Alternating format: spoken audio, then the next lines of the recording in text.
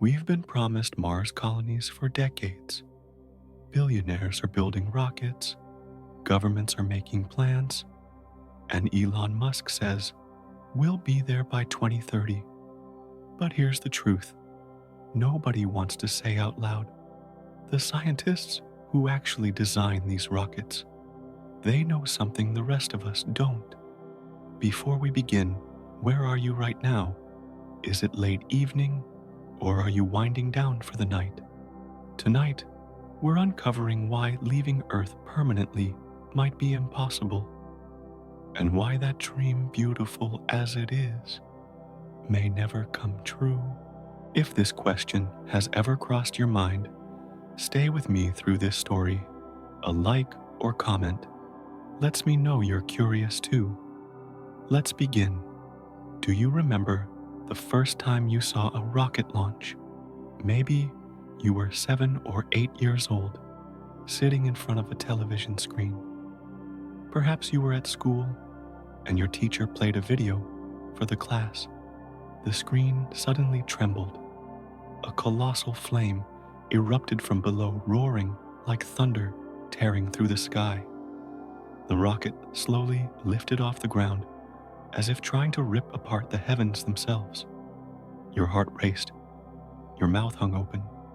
A voice whispered inside you, "Wow, that's incredible." And then, quietly, an idea crept in. "One day, I'll fly up there too." Do you know what that feeling was called? That was the first time you were deceived.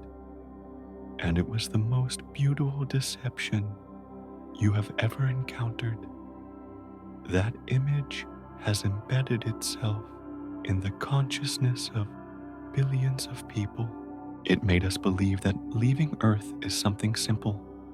Just build a rocket large enough, fill it with fuel, press a button, and fly away. Like driving onto a highway, only a little fancier. The countdown begins. The engines ignite, and suddenly the craft tears itself free from the planet. For many, this image creates the belief that rockets are simple tools for liberation, a fast ticket to anywhere beyond the sky. Yet the truth is far from simple, and over the next hour, I will show you why. Let us open the list of your favorite films in your mind. Star Wars, The Martian, Interstellar, Gravity. In each of these movies, when a character needs to leave a planet, it is no problem at all. They step onto the ship, sit down, the countdown goes 3, 2, 1, and boom, they are already in space. The entire process takes no more than 30 seconds of screen time. The ship shakes a little, lights flicker, and before long, the characters are floating weightlessly. There is rarely any mention of the staggering quantities of fuel required, the detailed calculations of trajectory, or the hair-thin margin of error between success and catastrophe. But what the films never show you is what truly matters. They do not show the 15 years of research to design the engine. They do not show the 3 months it takes to produce 500 tons of supercooled fuel.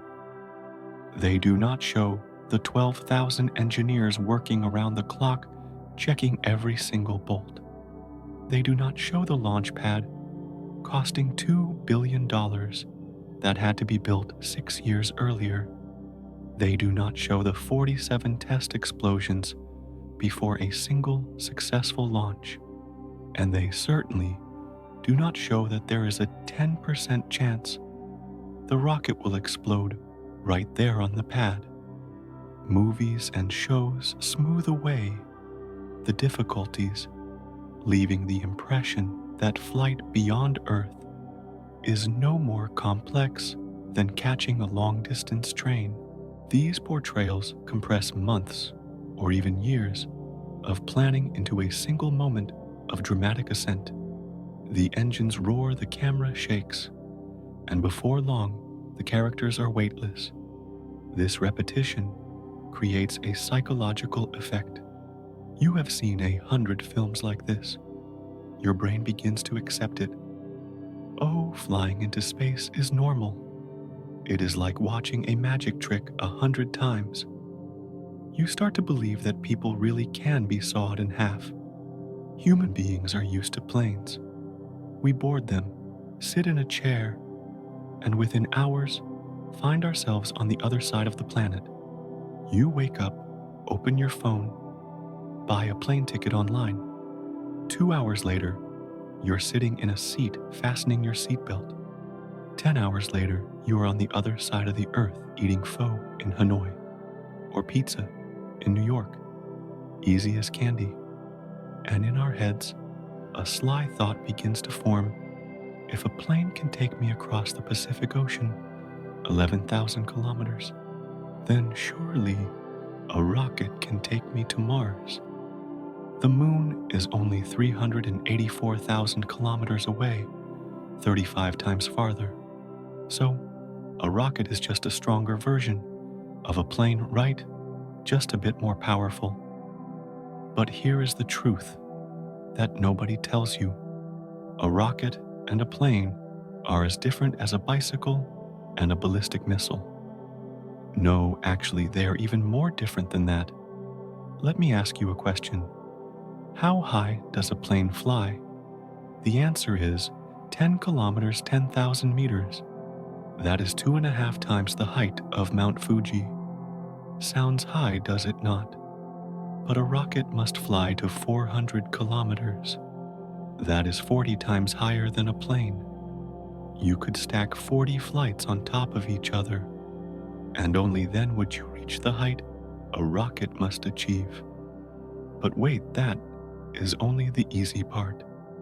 Now, how fast does a plane fly? A Boeing 787 travels at 900 kilometers per hour, fast enough that you can eat breakfast in Bangkok and have lunch in Seoul. Sounds pretty fast, right? But to reach orbit, a rocket must travel at 28,000 kilometers per hour. Read that number again. 28,000. That is 31 times faster than a plane, 23 times faster than a bullet, 23 times faster than the speed of sound. Close your eyes for a moment. Imagine you are in Hanoi right now. If you flew at that speed in 5 minutes, you would be in Bangkok. In 10 minutes, you would be in Tokyo. In 20 minutes, you would have circled the entire Earth. Open your eyes again. Are you dizzy yet? The leap from plane to rocket feels in the cultural imagination like an extension of the same idea. If a plane can cross oceans, surely a rocket can cross space. But the two are not the same. A plane moves through air lifted by wings and powered by engines that sip oxygen directly from the atmosphere. A plane flies at an altitude of 10 kilometers, where there is still air. The wings create lift from that air. The engines suck in oxygen from that air to burn the fuel. The plane does not need to carry oxygen along. The sky gives it for free, like a fish swimming in water. But a rocket must fly to 400 kilometers, 40 times higher. Up there is no air, nothing to create lift, nothing to breathe. The rocket must carry everything fuel oxygen to burn the fuel, even air to breathe, like a fish that must carry the entire aquarium with it. And here is where everything changes completely. To enter Earth's orbit, you do not just need to fly high. You need to fly fast, insanely fast. A commercial plane flies at 900 kilometers per hour. Sounds fast, does it not? But to reach orbit, you need to hit 28,000 kilometers per hour. Why must it be so fast? Because an orbit is not being up in the sky and standing still. An orbit is falling continuously, but never hitting the ground. Imagine you throw a rock. It flies in a curved arc. and then falls to the ground. If you throw it harder, it flies farther before falling. Now imagine you throw it so hard that it flies around the Earth. The surface of the planet curves downward faster than the rock falls. The rock just keeps falling forever without ever touching the ground. That is an orbit. To maintain orbit, the rocket must reach the perfect balance of height and speed. Every launch is the product of thousands of people, years of effort, and billions of dollars.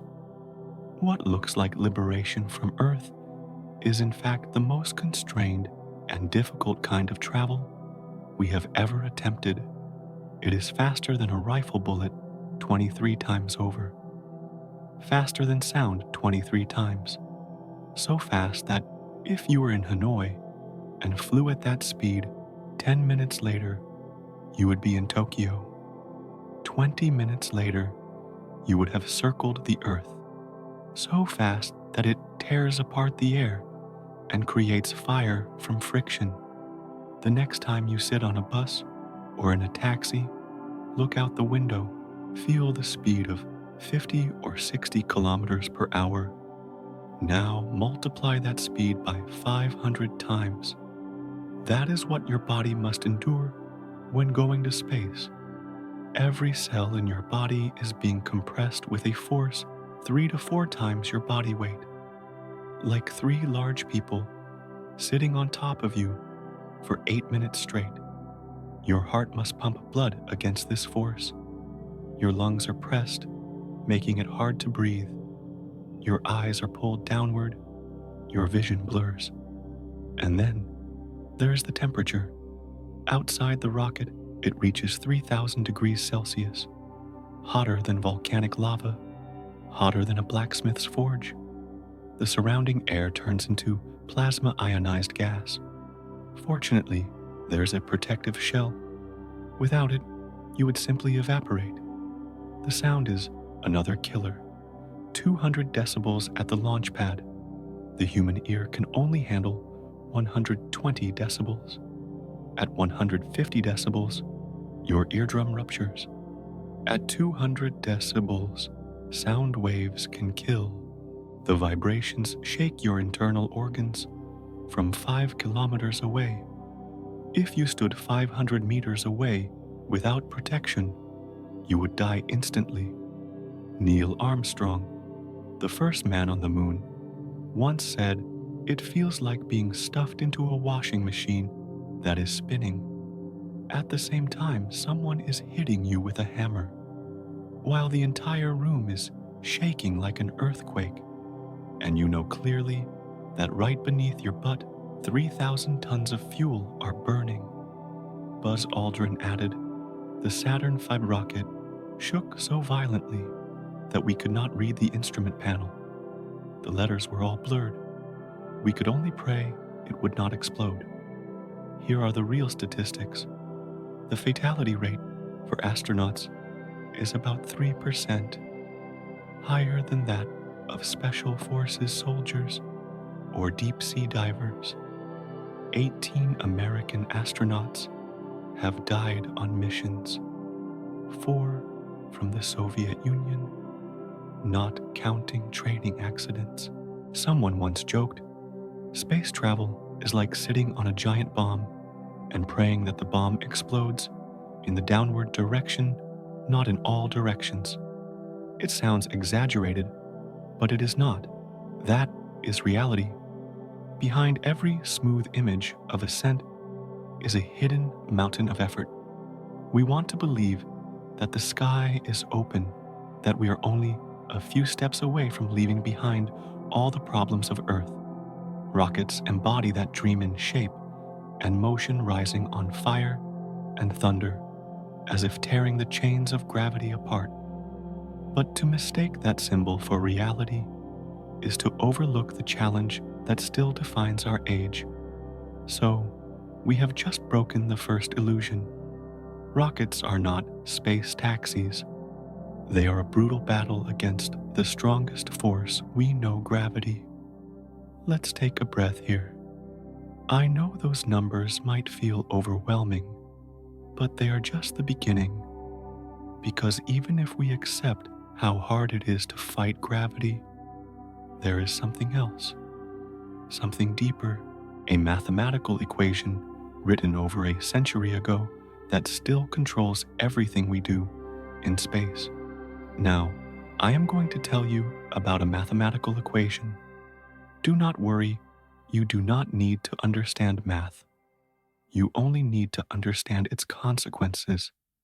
Because this equation, written more than 120 years ago, is still the wall that prevents humanity from flying to the stars. In the year 1903, a Russian school teacher named Konstantin Tsiolkovsky sat in his small study. He did not have a fancy laboratory. He did not have a supercomputer. He only had paper, a pen, and his brain. And he wrote down a simple equation that explained how rockets work. The equation was so short it could fit on a sticky note, but it has defined the limits of every space flight to this very day. The principle is straightforward. It is Newton's third law. Every action has an equal and opposite reaction. If you throw a rock forward, you get pushed backward. A rocket throws exhaust gas downward extremely fast, 3,000 to 4,500 meters per second. And so the rocket gets pushed upward, faster than a bullet from a gun. Think of a balloon. You blow it up and let it go. The air rushes out one end, and the balloon shoots off in the opposite direction. A rocket works the same way, except it shoots out gas at 3,000 to 4,500 meters per second, faster than a speeding bullet. The equation tells us this. The speed of the rocket depends on two factors. First, the speed at which the exhaust gas is ejected. Second, the ratio between the starting mass and the final mass. In other words, how much you have to throw away to keep what remains. And here is where the nightmare begins. To reach the speed needed for orbit to achieve 28,000 kilometers per hour, you need to throw away an enormous percentage of your starting mass. The more speed you need, the larger that sacrificed fraction becomes. For missions that require escaping Earth's gravity, that percentage becomes enormous. This is why rockets look the way they do. A Falcon 9 rocket weighs 550 tons at launch, but only 22 tons, just 4%, actually reach orbit. The remaining 528 tons, burned up, gone, fallen into the ocean. To put an iPhone which weighs 200 grams into orbit, you need to burn about 40 kilograms of fuel. That is a ratio of 200 to 1. It is like going to the supermarket with a bag that is 90% filled with coins and only 10% space for groceries. And when you get home, you throw away the entire bag. This imbalance is baked into the physics of how rockets work. One way engineers have tried to deal with this problem is through staging. A single rocket carrying all of its fuel in one piece would be so heavy that it could never escape the cycle of adding more and more propellant. By splitting the rocket into stages, engineers can drop empty fuel tanks and engines as they are used up. This reduces weight step by step, making it possible for the remaining stages to accelerate further. But suppose you want to send something heavier into space, a larger satellite or even a spacecraft capable of carrying supplies for long journeys. The instinct might be to simply build a bigger rocket, but the rocket equation resists this idea. As the payload gets heavier, the rocket must carry more fuel to push it. That added fuel itself adds weight, which demands still more fuel. This loop quickly spirals out of control. Want to carry an extra 1 kilogram? You need extra fuel to push that 1 kilogram. But that fuel makes the rocket heavier. So you need even more fuel to push the fuel you just added. And that new fuel makes it heavier still. So you need more fuel to push that fuel. An endless loop. If you want to add an extra 100 kilograms of cargo to Mars, you need an additional 9,000 kilograms of fuel, a ratio of 90 to 1. It is like carrying a 90 kilogram backpack just to bring along 1 kilogram of water. Imagine you want to bring an extra jacket when climbing a mountain, but to carry that jacket, you have to bring an extra 90 kilograms of food. To carry that food, you have to bring an extra 90 liters of water. To carry the water, you need a bigger tent. And to carry the tent, you need more rope and stakes. In the end, starting with one jacket, you end up having to carry an entire house. Staging does not break the rocket equation, but it works with it, allowing us to squeeze more performance out of the same math. Without staging, the moon landings would never have been possible. The Saturn V rocket, for all its power, could not have carried its payload to the moon in one piece. It succeeded only because it shed parts of itself along the way, like a tree shedding branches to let the core climb higher. The Saturn V was divided into 3 stages. The first stage carried 2,300 tons of fuel and burned for 2.5 minutes, then was discarded. The second stage carried 490 tons of fuel, burned for 6 minutes, then was discarded. The third stage carried 120 tons.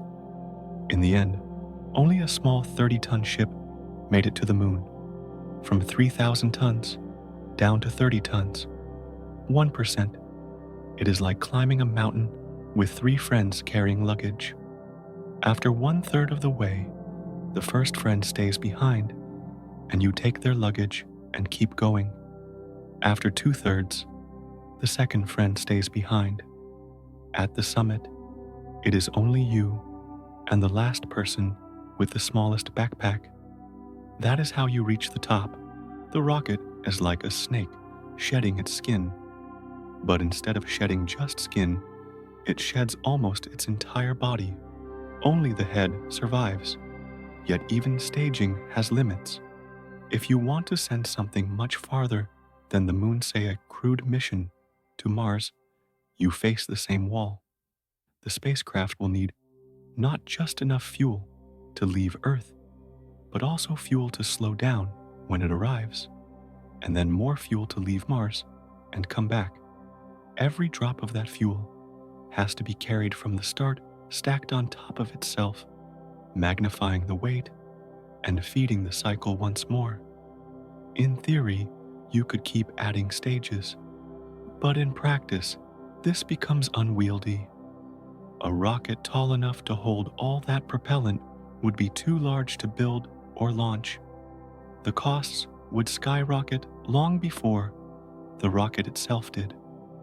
To bring 1 ton of cargo back from Mars, you would need a rocket weighing about 15,000 tons.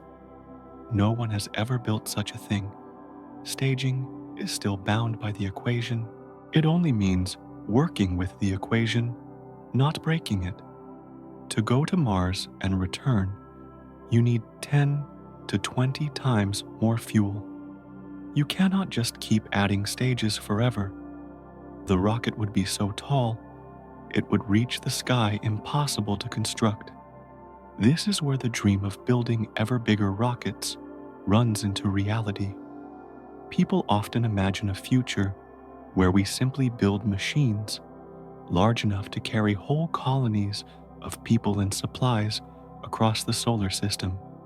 Science fiction fills the mind with images of giant ships rising from the ground as though scaling up is just a matter of building bigger factories.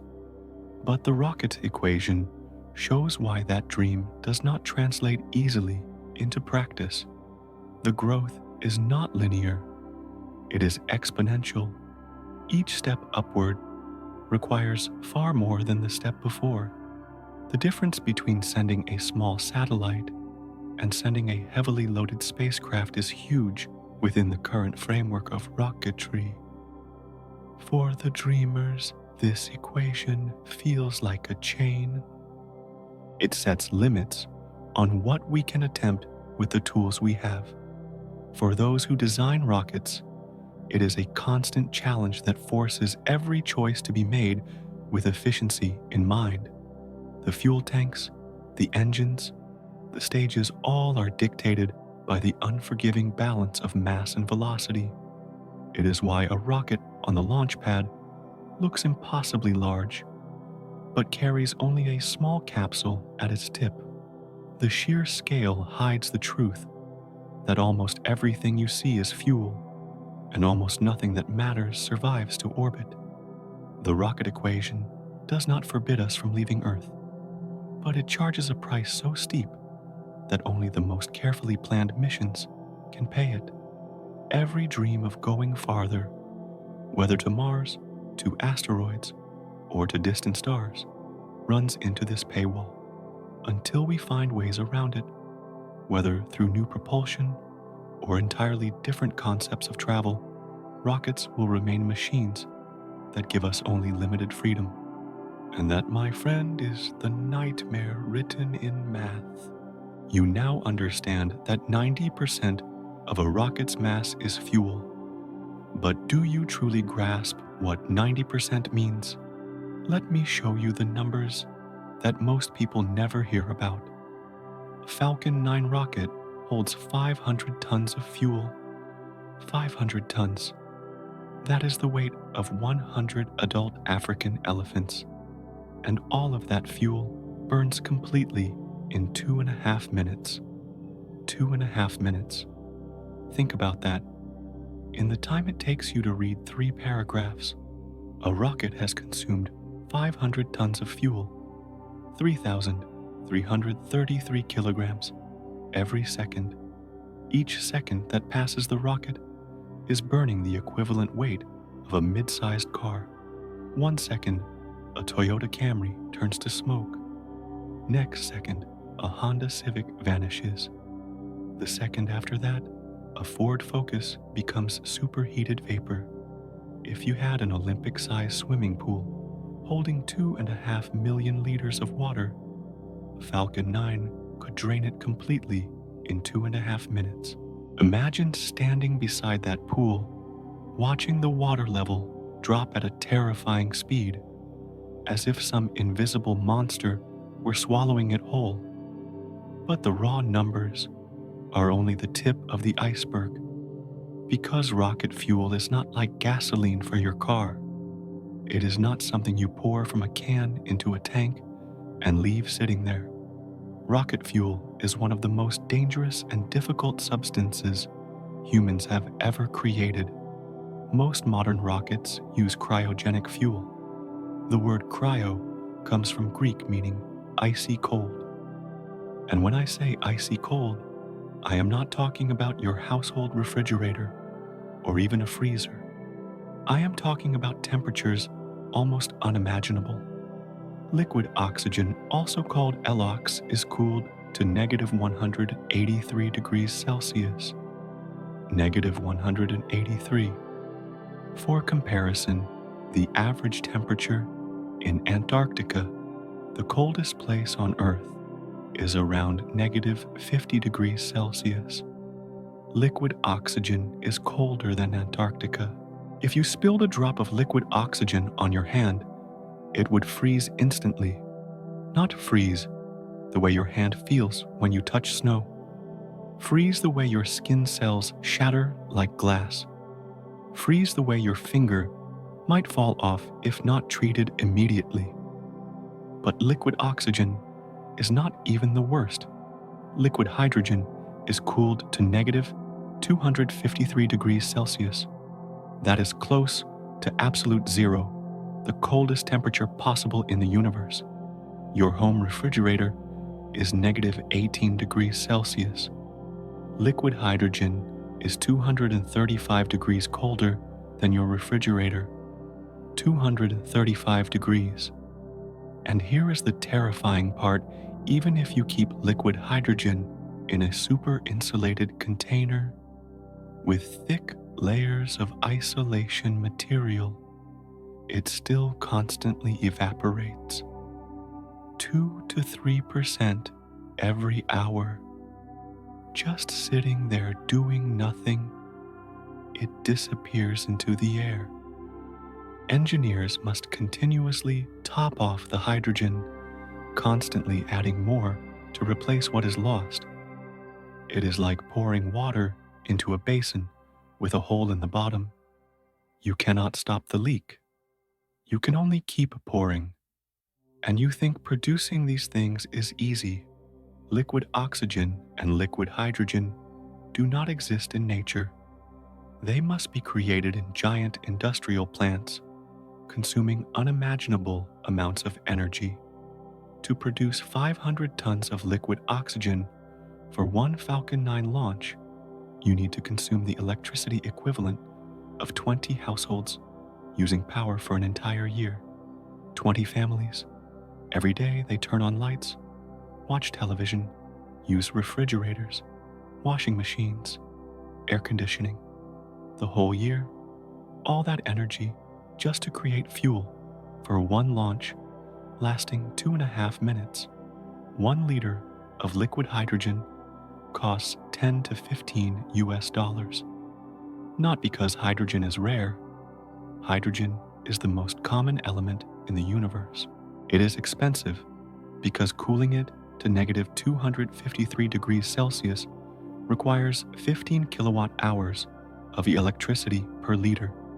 15 kilowatt hours for 1 liter. The raw fuel cost for one Falcon 9 launch is approximately 3 to 5 million US dollars.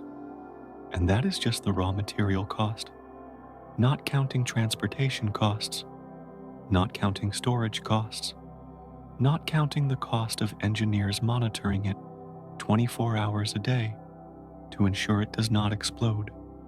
Transporting cryogenic fuel is a nightmare of its own. You cannot just pour liquid oxygen into a regular tanker truck. The tanker must be insulated with layers of material 30 centimeters thick.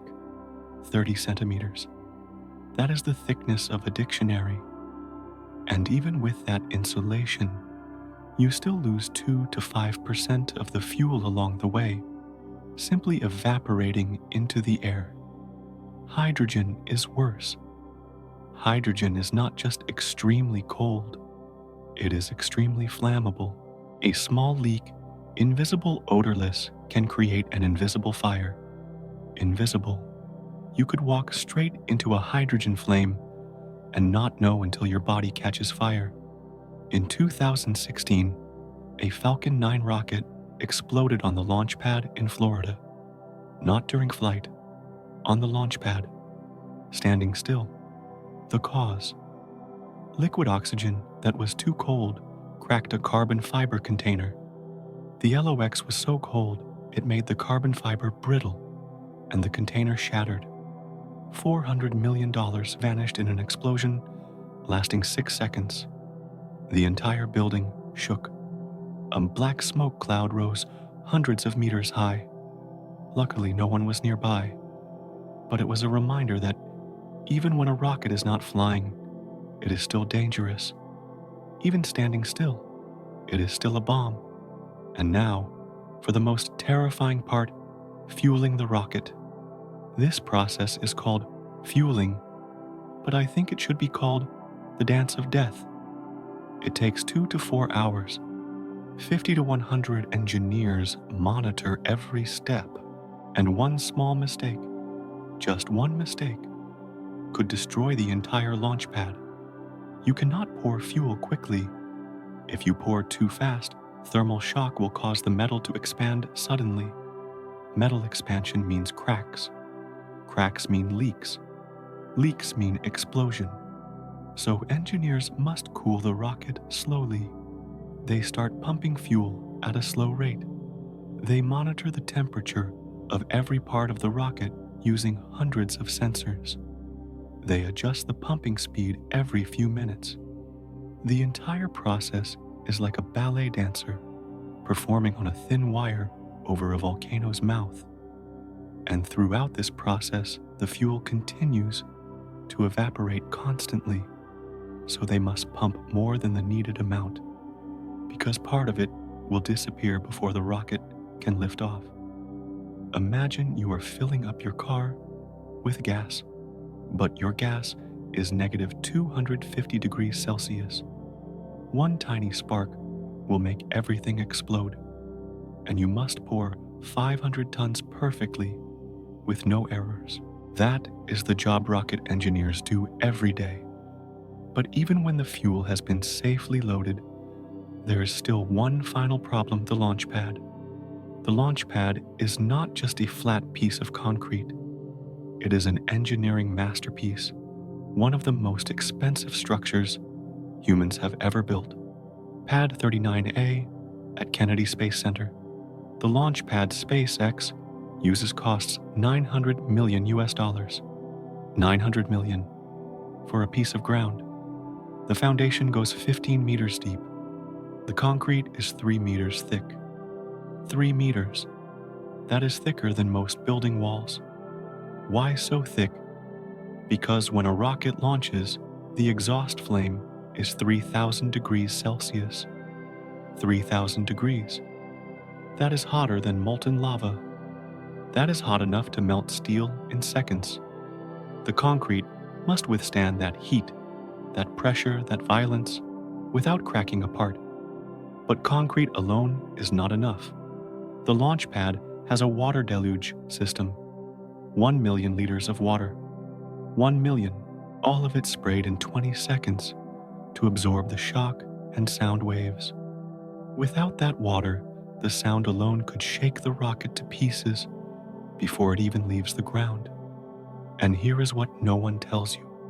After every launch, the launch pad is damaged. The concrete cracks, valves break, pipes warp from the heat. The entire structure must be repaired before another rocket can launch. This repair takes 2 to 4 weeks. It costs $500,000 to $2 million every single time. Think about that. Every time a rocket launches successfully, the launch pad itself must be rebuilt. It is like baking a cake in an oven that is 3,000 degrees Celsius. After you bake the cake, the oven is cracked and broken. You must spend weeks fixing the oven before you can bake another cake. So when someone tells you rockets are becoming cheaper, remember this: the fuel still costs millions. The fuel still evaporates as you load it. The fuel can still explode without warning, and the launch pad must still be repaired after every flight. That hidden mountain of fuel and everything it demands never goes away. Now let me tell you something that will change how you see rockets forever. A Falcon 9 rocket contains approximately 1 million individual parts. 1 million. The Saturn V that carried humans to the moon. 3 million parts. 3 million separate components, each one designed, manufactured, tested, and assembled by human hands. For comparison, your iPhone has about 200 components. A modern car has roughly 30,000 parts. A rocket has 1 million or more. But here is what makes it truly extraordinary. Every single one of those parts must work perfectly. Not most of them. Not 99% of them. All of them. 100%. Because if just one tiny component fails, the entire rocket can explode. Let me tell you the story of a single bolt. A titanium bolt about 5 centimeters long, weighing perhaps 50 grams. This bolt will be used to hold part of a rocket engine together. It seems simple. How hard can it be to make a bolt? This bolt begins its journey in Australia, where titanium ore is mined from the ground. The ore is shipped to China, where it is smelted in giant furnaces. The refined titanium is then shipped to Japan, where it undergoes additional purification, then to Germany, where precision machines mill it into a bolt with tolerances of plus or minus 0.001 millimeters. That is 1/1000th of a millimeter, 1/10 the thickness of a human hair. But we are not done. The bolt is then sent to the United States, where it is X-rayed to check for internal flaws. Any tiny bubble, any microscopic crack, and the bolt is rejected. Then to France, where it receives a special coating to prevent corrosion. Finally, it arrives in Florida, where it is installed in the rocket engine. 7 countries, 6 months, $500 for one bolt. Your smartphone traveled around the world before reaching your hand. But a rocket, every small component is a journey across continents. The supply chain is not just international, it is global. It is impossibly complex. The manufacturing of rocket components requires industries that barely exist anywhere else. Take titanium. To shape titanium into rocket parts, you need to forge it at 1,700 degrees Celsius in a vacuum. Why a vacuum? Because titanium reacts with oxygen at high temperatures, becoming brittle. So it must be melted in an environment with no air. Or consider Inconel, a superalloy used in rocket engines. To forge Inconel properly requires presses that can apply 10,000 tons of pressure. 10,000 tons. These presses are so large, so expensive, that only a handful exist worldwide. Carbon fiber used in modern rocket bodies must be woven like fabric, then compressed at 1,000 degrees Celsius in massive autoclaves. The process is incredibly complex and energy intensive. The precision required is almost unbelievable. The rocket body itself must be accurate to within plus or minus 1 millimeter over 50 meters of length. That is like building a structure the length of a swimming pool and having it be straight to within the thickness of a paperclip. The rocket engines demand even tighter tolerances, plus or minus 0.01 millimeters. The bearings inside turbopumps must be accurate to plus or minus 0.001 millimeters, 1/10 the width of a human hair. And then there are the computer chips. Modern rockets are controlled by computers. These computers must function in extreme conditions, so they need special radiation-hardened chips. These chips are made in clean rooms that cost $500 million to $5 billion to build. The machines that etch these chips cost $150 million each. They are made by exactly one company in the world, ASML. One company. If ASML stopped making these machines, the entire aerospace industry would stop. But parts are only half the story. The other half is people. The Apollo program employed 400,000 people at its peak. 400,000. Today, a single Falcon 9 launch requires approximately 10,000 people to be involved in some way. Take rocket engine welders. These are not ordinary welders. Welding a rocket engine demands absolute perfection. So rocket engine welders undergo 5 to 10 years of training. There are perhaps a few hundred such welders in the entire world. A few hundred. And they earn $150,000 to $300,000 per year. A rocket is not made in USA or made in China. A rocket is made by 50 countries. It is a product of our entire civilization. This is why you cannot just decide to build a rocket. Building a rocket requires an entire civilization's worth of infrastructure. You need mines to extract titanium. You need smelters to refine it. You need precision machine shops to mill it. You need X-ray facilities to test it. You need universities to train engineers. You need software companies. You need logistics networks. You need banks. You need governments. Making a rocket is like making a pizza, but you must grow the wheat yourself, raise the cows for cheese, build the oven from clay, you mine, extract the coal to heat the oven, and the pizza must be 100% perfect or everyone dies. The costs hidden behind every rocket are staggering. Research and development for the Apollo program cost $280 billion in today's money. The Falcon 9, developed by SpaceX, cost $1 to $2 billion in R&D, but R&D is just the beginning. A rocket engine factory costs approximately $1 billion. A carbon fiber manufacturing plant costs $300 million. A rocket assembly building costs $200 million. And then there is insurance. Every rocket launch must be insured. Launch insurance costs $50 to $100 million per launch, just in case something goes wrong. A single Falcon 9 launch, even with a reused booster, still costs approximately $60 million. That is $3 million per ton of cargo. To put that in perspective, shipping 1 ton of cargo across the ocean costs about $1,000. Shipping by rocket costs 3,000 times more.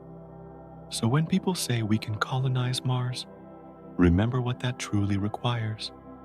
It requires thousands of rockets, each one containing 1 million parts from 50 countries, each one requiring 10,000 people, each one costing $60 million, each one burning 500 tons of fuel, each one launching from a pad that costs $900 million. The scale is almost incomprehensible, and we have not even talked about what happens after the rocket reaches space. But there is one more thing, one more piece that makes many people believe the problem is solved: reusability. Does it really change everything? Let us find out. December 21st, 2015, Cape Canaveral, Florida. The world watched as something impossible happened. A Falcon 9 rocket launched into the sky, carrying 11 satellites to orbit. That part was normal. What happened next was not.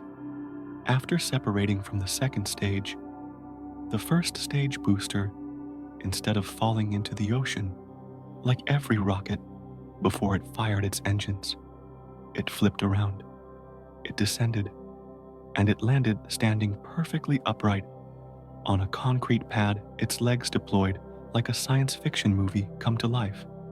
The crowd erupted. Engineers hugged each other, crying. Elon Musk stood speechless. For the first time in history, an orbital-class rocket had returned from space and landed vertically, ready to be used again. The promise seemed clear. Reusability would change everything. Rockets would become like airplanes. Launch costs would drop 100 times. Mars colonies would become feasible. The dream was within reach. That was 9 years ago. 9 years. And we still have not gone to Mars. Why not? Let me be very clear about something first. What SpaceX has accomplished with reusability is extraordinary. It deserves enormous credit. Since that first landing, SpaceX has successfully landed rocket boosters more than 250 times. 250. The cost of a Falcon 9 launch has dropped from $200 million to approximately $60 million. The turnaround time between launches has improved from 6 months to 1 to 2 weeks. This is a genuinely huge step forward. It is worthy of praise. It is worthy of celebration. SpaceX has done what many people said was impossible. But here is the question we must ask. Is it enough? Does reusability solve the fundamental problems we have been discussing? The answer is no. And here is why. Problem 1. You still need new fuel. Every time. Remember that mountain of fuel? We talked about 500 tons of liquid oxygen and RP-1 for every Falcon 9 launch. That has not changed. Reusability means you can use the same rocket again, but you still need 500 tons of brand new fuel for every flight. And that fuel still costs $3 to $5 million per launch. It still requires the energy equivalent of 20 households for a year.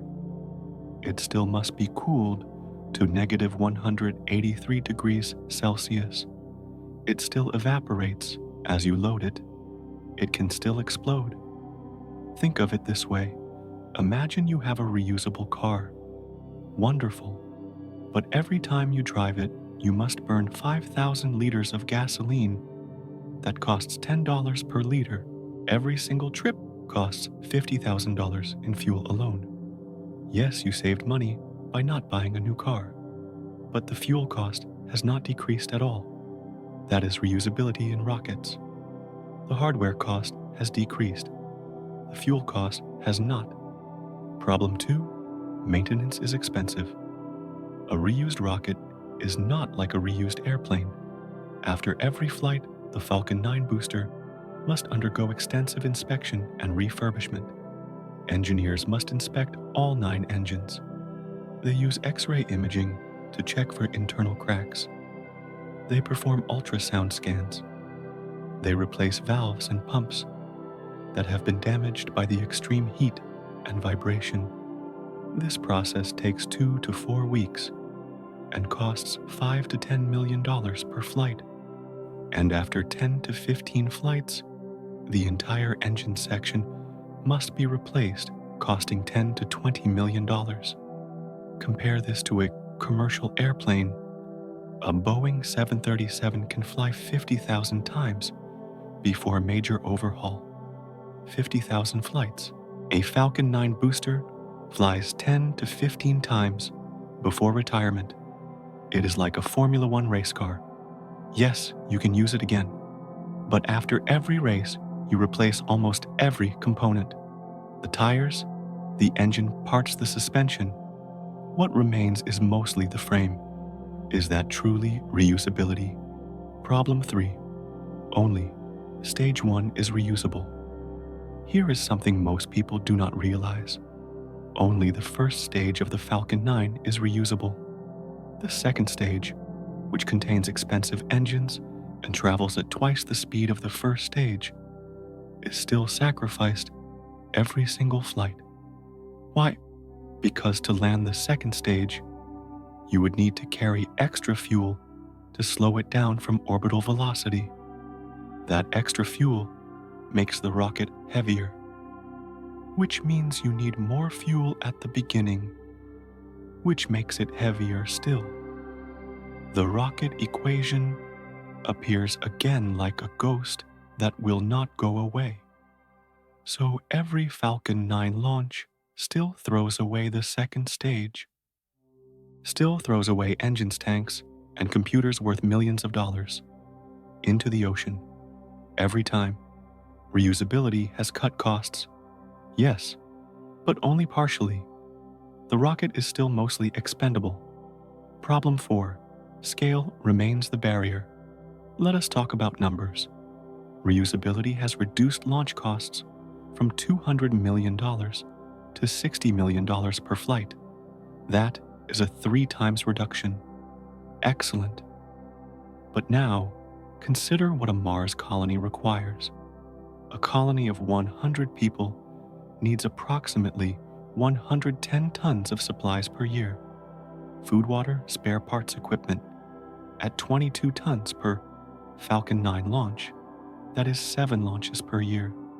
7 launches at $60 million each equals $420 million per year, just to keep 100 people alive. Now, consider Elon Musk's stated goal, 1 million people on Mars. 1 million.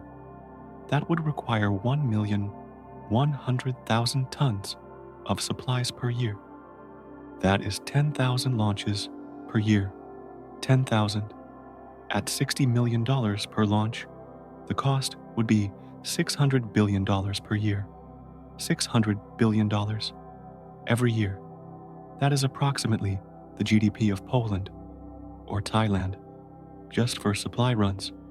Reusability gave us a 3 times cost reduction, but to make Mars colonies practical, we need a 1,000 times cost reduction. We are still missing a factor of 300. 300. Reusability is wonderful, but it has barely scratched the surface of what is needed. Problem 5. Infrastructure remains. Heavy reusability does not eliminate the need for infrastructure. You still need launch pads costing $1 billion each. You still need factories. You still need thousands of engineers. You still need fuel production facilities. In fact, reusability adds new infrastructure requirements. You need landing pads or drone ships. A landing pad costs $100 million to build. A drone ship costs $10 million. The inspection and refurbishment facilities cost $50 million or more. If you want rocket launches to happen as frequently as airplane flights, you would need approximately 1,000 launch pads. 1,000 pads at $1 billion each equals $1 trillion in infrastructure alone. And that does not include the cost of fuel production, the cost of labor, the cost of maintenance. The infrastructure burden remains crushing. Some people will say, but what about Starship? Starship will be fully reusable. It will carry 100 tons per launch. It will cost only $2 million per flight. It will launch 3 times per day. That is the ambition. Now let me tell you the reality.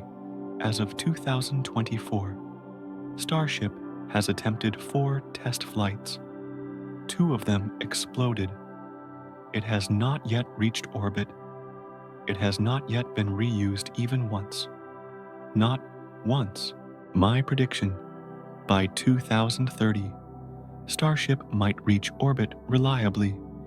By 2035, it might achieve stable reusability.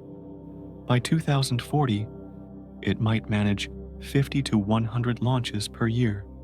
Maybe. That is still nowhere near the 1,000 launches per year that would be needed for Mars colonization.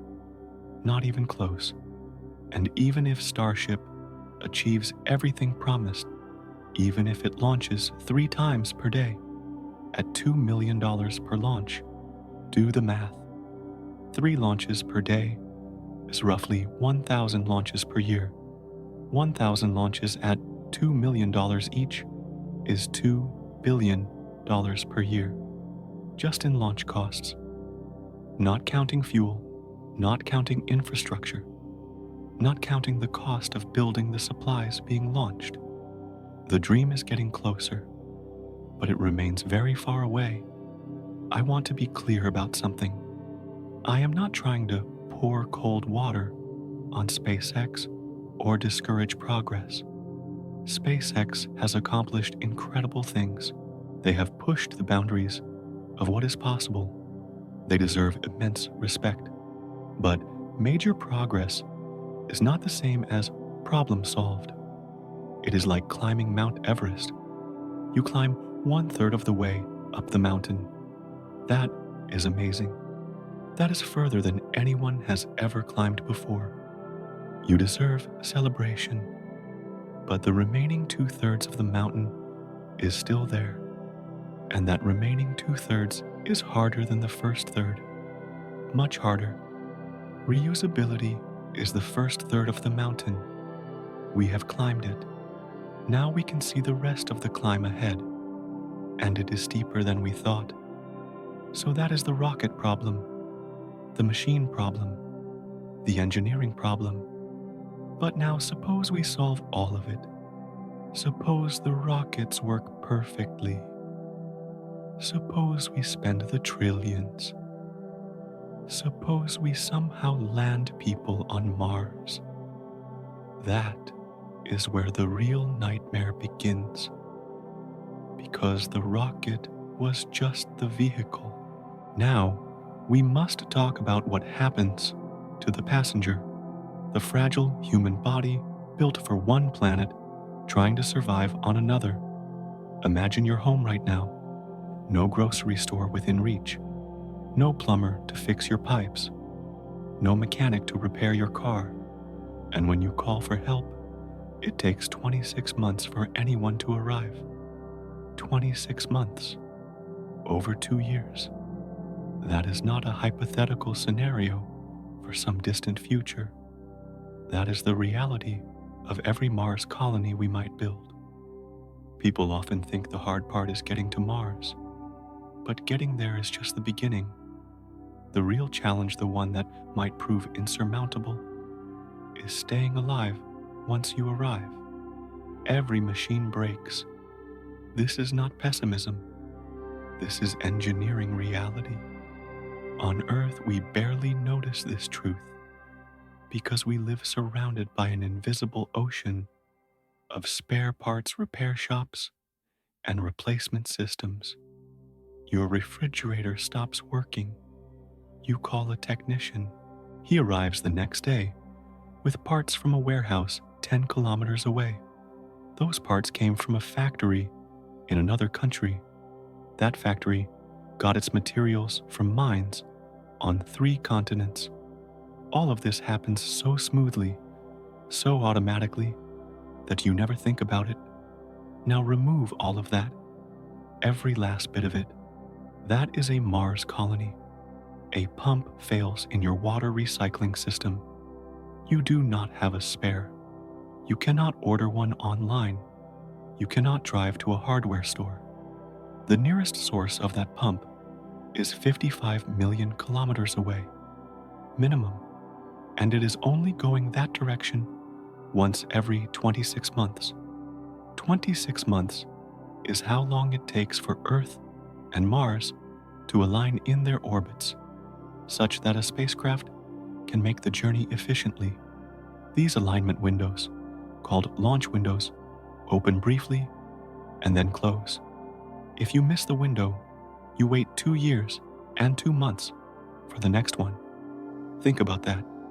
Every supply mission must be planned years in advance. Every single item must be anticipated. Every failure must be predicted.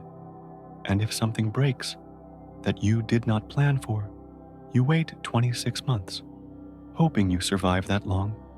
Let us talk about numbers, real numbers. A colony of 100 people on Mars would need approximately 50 tons of food per year. 50 tons. That assumes efficient packaging, dehydrated meals, and minimal variety. Just enough calories and nutrients to keep people alive. They would need approximately 20 tons of supplemental water per year. Even with recycling systems that recover 95% of water, you still lose 5% to evaporation leaks and biological processes. 20 tons per year just to make up for what is lost. They would need approximately 10 tons of spare parts per year. Filters, valves, pumps, wiring, seals, screws, tools. Every piece of machinery requires maintenance. And Mars is not gentle on equipment. The dust gets into everything. The temperature swings crack seals. The low pressure stresses materials in unexpected ways. Add it all up 80 tons per year. 80 tons just to keep 100 people alive. At $60 million per Falcon 9 launch, carrying 22 tons, that is 4 launches per year. $240 million every year, just for consumables and basic parts. But it gets worse. Because those numbers assume nothing goes seriously wrong. They assume your recycling systems work at 95% efficiency. They assume no major equipment failures. They assume no accidents, no fires, no hull breaches. If anything major breaks, if a critical system fails, the tonnage requirements explode. You might need to ship an entire replacement unit weighing 5 or 10 tons. That is half a rocket launch. $30 million to fix one piece of equipment. The realistic cost of keeping 100 people alive on Mars, $8 to $10 billion per year. 8 to 10 billion every year, forever. History offers a grim preview of what happens when supply lines fail. In 1607, English settlers established Jamestown in Virginia. It was not Mars, it was Earth, with breathable air, drinkable water, edible plants, and huntable animals. The journey from England took 2 to 3 months, and ships could arrive any time of year. Despite all of these advantages, Jamestown nearly died, multiple times. During the winter of 1609 to 1610, known as the Starving Time, the colonists ran out of food. The supply ships from England were delayed by only 3 months. Just 3 months. Of the 500 colonists present in autumn, only 60 survived until spring. They resorted to eating horses, dogs, rats, shoe leather, and eventually there are records suggesting each other. 3 months without resupply. On Earth, with air and water freely available, and 88% of the colony died. Now imagine that scenario on Mars. No air to breathe without your machines. No water to drink without your recyclers. No food to eat unless it came on a rocket. And the next supply ship is not 3 months away. It is 26 months away. One critical failure between supply windows and everyone dies. Not most people, everyone. The dependency goes deeper than just consumables. It extends to knowledge and expertise. Suppose a water recycling unit breaks in an unexpected way. The engineer on Mars tries to fix it, but cannot figure out the problem. On Earth, she could call the manufacturer. She could video conference with the design team. She could get advice from experts who built the system. On Mars, communication with Earth has a delay of 4 to 24 minutes, depending on orbital positions. 4 to 24 minutes each way. That means every question takes 8 to 48 minutes to get an answer. You cannot have a real-time conversation. You cannot troubleshoot interactively. And if the problem requires a part that does not exist on Mars, if it requires a tool that was not shipped, if it requires expertise that no one in the colony possesses, then you are out of options. You improvise with whatever materials you have, hoping it works. And if it does not, you wait 26 months. Living on Mars would feel like being permanently stranded on a desert island. Except on a desert island, you can drink rainwater. You can eat coconuts. You can breathe without a machine. And you do not need a rocket to be rescued. On Mars, you have none of those options. You are completely, utterly, absolutely dependent on a supply chain stretching across 55 million kilometers of empty space. A supply chain that can only reach you once every 2 years, a supply chain where a single missed delivery could mean extinction. The psychological weight of this dependency would be crushing. Every colonist would live with the knowledge that their survival hangs by the thinnest thread. One critical failure, and they die. One delayed shipment, and they starve. One unplanned breakdown, and they suffocate. You cannot leave. You cannot go home when things get hard. You cannot quit. The return rocket might not even exist yet.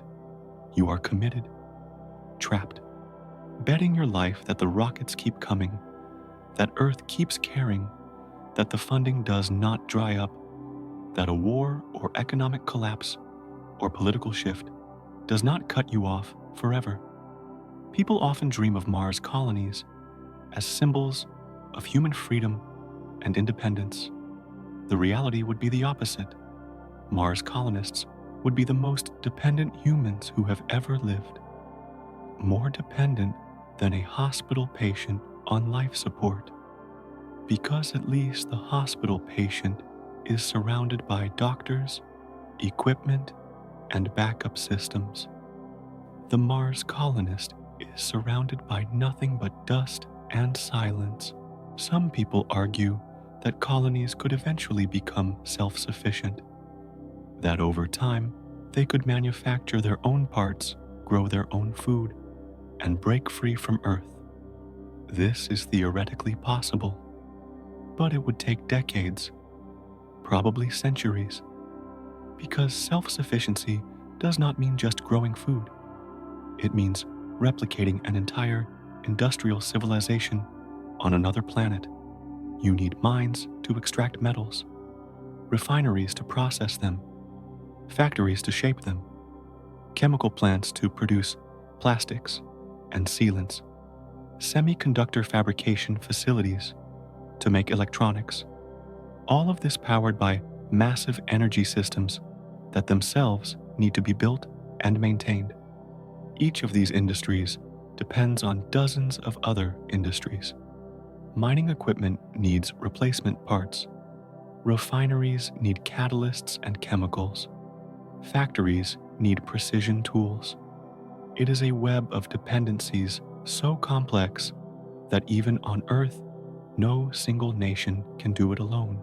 To replicate that on Mars, starting from nothing, would require thousands of people, billions of tons of equipment, and generations of time. And during all those years, while you are building toward self-sufficiency, you still need constant resupply from Earth. The umbilical cord remains. The nightmare scenario is a colony is established, hundreds of people, billions of dollars invested, years of effort, and then something happens on Earth. An economic crisis, a war, a change in government priorities, and the supply missions stop. Not because of malice, not because anyone wants the colonists to die, but because the money is not there, because the rockets are needed elsewhere, because Earth has its own problems. The colonists on Mars would watch the launch windows come and go, empty, no rockets, no supplies, no help, and they would die, slowly, one system failure at a time, knowing that salvation was theoretically possible, that rockets exist, that Earth is still there, but also knowing that no one is coming. That is the logistics nightmare. That is the umbilical cord that cannot be cut. And it is a problem that reusability does not solve, that better rockets do not solve, that human determination does not solve. Because the problem is not technical, it is fundamental. Mars is a dead world, and keeping humans alive there requires a continuous flow of materials from the only living world we know. And that flow must never ever stop. There is an invisible storm raging through space, right now, all around you. Particles moving at nearly the speed of light, smashing through everything in their path. On Earth, you do not notice this storm. You cannot see it. You cannot feel it. You are safe, protected by two shields, Earth's magnetic field and Earth's atmosphere. Together, they catch and deflect almost all of the deadly radiation from space. But step outside those shields, and you are exposed, naked, vulnerable to a threat that will slowly, silently, invisibly destroy your body. This is the radiation problem, and it might be the most insurmountable barrier to human space colonization. There are two main sources of space radiation. The first is the solar wind. Our sun constantly streams out charged particles, protons, and electrons mostly. This flow is relatively weak most of the time, but occasionally the sun flares. It releases massive bursts of radiation called solar particle events. When one of these storms hits, radiation levels spike dramatically. In minutes, an astronaut outside a spacecraft during a major solar storm could receive a lethal dose. The second source is far worse: galactic cosmic rays. These are particles, mostly protons and atomic nuclei, that have been accelerated to incredible speeds by distant supernovae and black holes. They travel at 98% the speed of light. They carry energy levels millions of times higher than solar radiation, and they are constant, unceasing. There is no hiding from them. When a cosmic ray strikes your body, it tears through tissue like a bullet through paper. It rips apart DNA molecules. It creates cascades of secondary particles inside your cells. The damage is clustered severe and difficult for cells to repair. On the International Space Station, astronauts receive radiation doses approximately 200 times higher than on Earth's surface. 200 times. And the ISS is still within Earth's magnetic field, which provides partial protection. Astronauts on the ISS spend about 6 months in space, and that exposure pushes them close to their lifetime radiation limits. Now, consider a Mars mission. The journey to Mars takes approximately 6 to 9 months, depending on the trajectory. Then you stay on Mars for a year or more, waiting for the next launch window to return. Then, another 6 to 9 months traveling back. Total approximately 2 to 3 years. During that time, you would be exposed to radiation continuously. The numbers are grim. A round-trip Mars mission would expose astronauts to approximately 1 sievert of radiation. 1 sievert. To put that in perspective, the lifetime safe limit for radiation workers on Earth is 1 sievert. A Mars mission would use up your entire lifetime allowance in 2 years, and that assumes no major solar storms. If a large solar particle event occurs while you're in transit, the dose could be much higher. What does 1 sievert do to a human body? It increases your lifetime cancer risk by approximately 5%. 5% might not sound like much, but consider if you send 100 people to Mars, 5 of them will develop cancer, specifically because of the radiation exposure. 5 people who would not have gotten cancer otherwise. It also causes cataracts, clouding of the eye lens, leading to vision problems or blindness. Studies of astronauts who have spent long periods in space show elevated rates of cataracts even years after returning to Earth, and there is emerging evidence of cognitive damage. Radiation exposure appears to affect the brain, causing memory problems, reduced mental sharpness, and difficulty with complex reasoning. In experiments with mice exposed to radiation levels similar to deep space, researchers found permanent brain damage and behavioral changes. This is not science fiction. This is measured, documented, real. So how do we protect astronauts from radiation? The answer is simple in theory: shielding. Put enough material between the radiation source and the human body, and you block the particles. But there are two problems. First, mass. To reduce radiation exposure significantly, you need several meters of shielding material. Several meters of water, for example, would cut the dose substantially. But water is heavy. Several meters of water surrounding a crew cabin would weigh dozens of tons. And remember, the rocket equation: every additional ton of shielding requires multiple tons of fuel. Spacecraft designers face an impossible trade-off. Heavy shielding makes the spacecraft too heavy to launch. Light shielding leaves the crew exposed to lethal radiation. The second problem is even more insidious: secondary radiation. When cosmic rays strike metal, like the aluminum walls of a spacecraft, they create showers of secondary particles. Sometimes the secondary radiation is worse than the primary radiation. Using thick metal shielding can actually increase the radiation dose inside the spacecraft. Materials rich in hydrogen, like water or polyethylene plastic, are better because hydrogen atoms absorb particles without producing as much secondary radiation. But again, you need a lot of it, and it is heavy. Some people propose using the spacecraft's water and fuel as radiation shielding. Arrange the tanks around the crew compartment so the consumables double as protection. This is a clever idea, and it helps, but it does not eliminate the problem.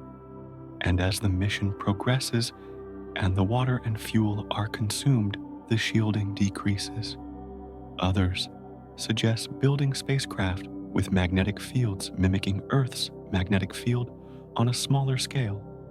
In theory, a strong magnetic field could deflect charged particles, creating a protective bubble around the ship. In practice, this is extraordinarily difficult. The magnetic field would need to be powerful, covering a large volume.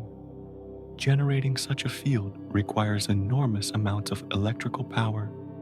The magnets themselves are heavy, and the field might interfere with electronics and instruments on board. As of now, magnetic shielding remains in the realm of theoretical research, nowhere near practical implementation. The brutal truth is we do not currently have a good solution to the radiation problem. On Mars itself, the situation is slightly better, but not by much. Mars has no magnetic field. It has almost no atmosphere. The surface receives about half the radiation dose of deep space, which is still hundreds of times higher than Earth. To live on Mars, long-term colonists would need to build habitats underground or pile meters of Martian soil on top of their shelters. Several meters, 3 to 5 meters of regolith. The loose dust and rock on Mars's surface would provide reasonable protection, but this means the colony cannot be sleek domes under an open sky. It would be tunnels, bunkers, caves, like living in a Cold War fallout shelter, except you can never leave. Every time you step outside, you expose yourself to radiation, and building those underground habitats requires heavy machinery, excavators to dig, haulers to move regolith, construction equipment to build tunnels. All of it must be shipped from Earth. All of it adds to the mass budget, the fuel requirements, the cost. Here is the personal reality of living with space radiation. Imagine standing in an invisible rain, acid rain. Every drop burns your skin, but you cannot see the drops. You cannot feel them until the damage is done, and there is no umbrella, no shelter, The rain falls 24 hours a day, 7 days a week forever. That is space radiation. When dentists take an X-ray of your teeth, they drape a heavy lead apron over your chest. That apron protects you from a fraction of a second of exposure to a single low-energy X-ray beam. Now imagine you need 100 of those lead aprons stacked on top of each other, and you have to wear them every moment of your life. And even then, you are still not fully protected. That is what Mars colonists would face. The long-term effects of constant radiation exposure are still not fully understood. Most of our data comes from atomic bomb survivors, radiation therapy patients, and astronauts on short missions. No human has ever spent years in deep space radiation. We are extrapolating, guessing. What happens to a person exposed to low-dose radiation? For a decade, we think cancer risk continues to rise. We think cognitive damage accumulates. We think immune systems weaken, but we do not know for certain. And children developing bodies are far more sensitive to radiation. If colonists have children on Mars, those children would be exposed from birth. What does that do to a growing brain, to developing organs, to genetic material that will be passed to the next generation? We do not know. No experiment has been done. No child has been born in space radiation. We would be conducting that experiment on living humans with no way to reverse the outcome if it goes wrong. This is the silent killer. Radiation does not explode like a rocket.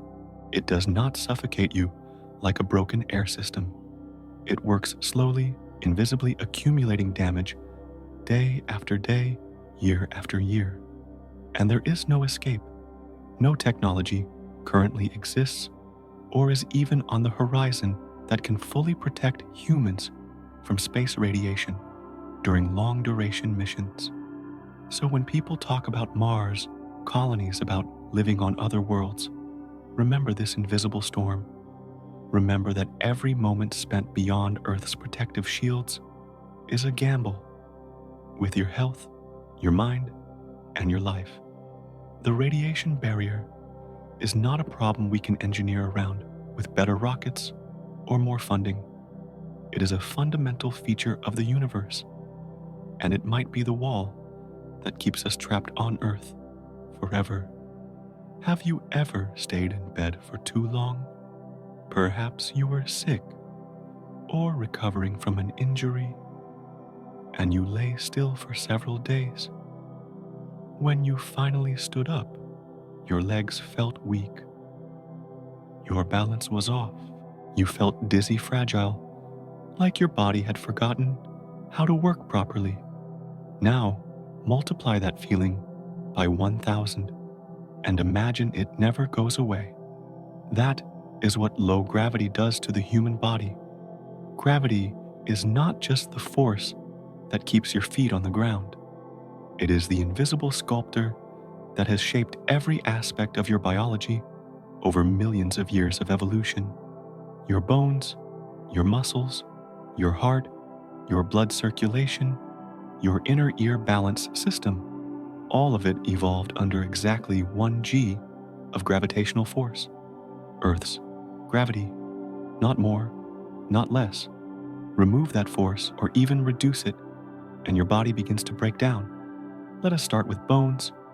On Earth, every step you take puts stress on your skeleton. When you walk, run, or even just stand, your bones bear the weight of your body. This constant pressure signals your bones to remain strong, to maintain their density, to keep rebuilding themselves. In microgravity, that signal disappears. Astronauts on the International Space Station lose approximately 1 to 2% of their bone mass per month. Per month, in weight-bearing areas like the hips, spine, and legs, the loss is even faster. Over 6 months in space, an astronaut can lose 10 to 15% of their bone density.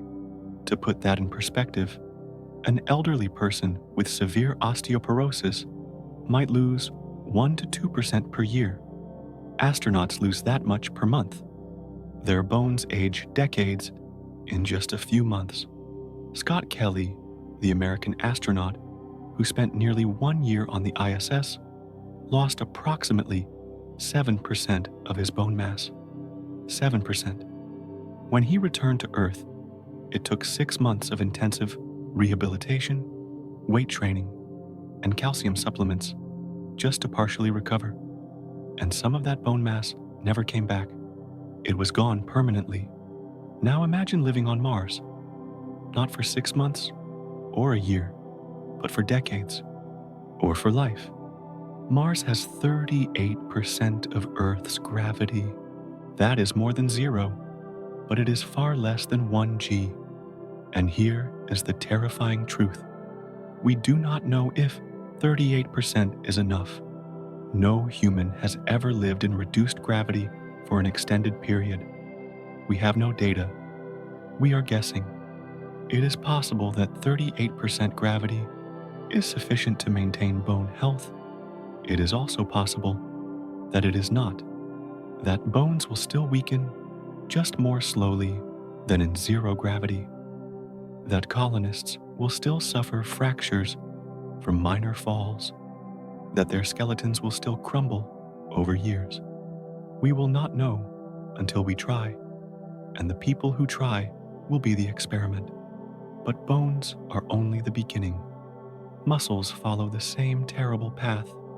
On Earth, your muscles work constantly just to keep you upright. Standing requires effort. Walking requires work. Lifting objects, climbing stairs, even sitting in a chair, all of it engages your muscles against gravity's pull. In low gravity, that work disappears.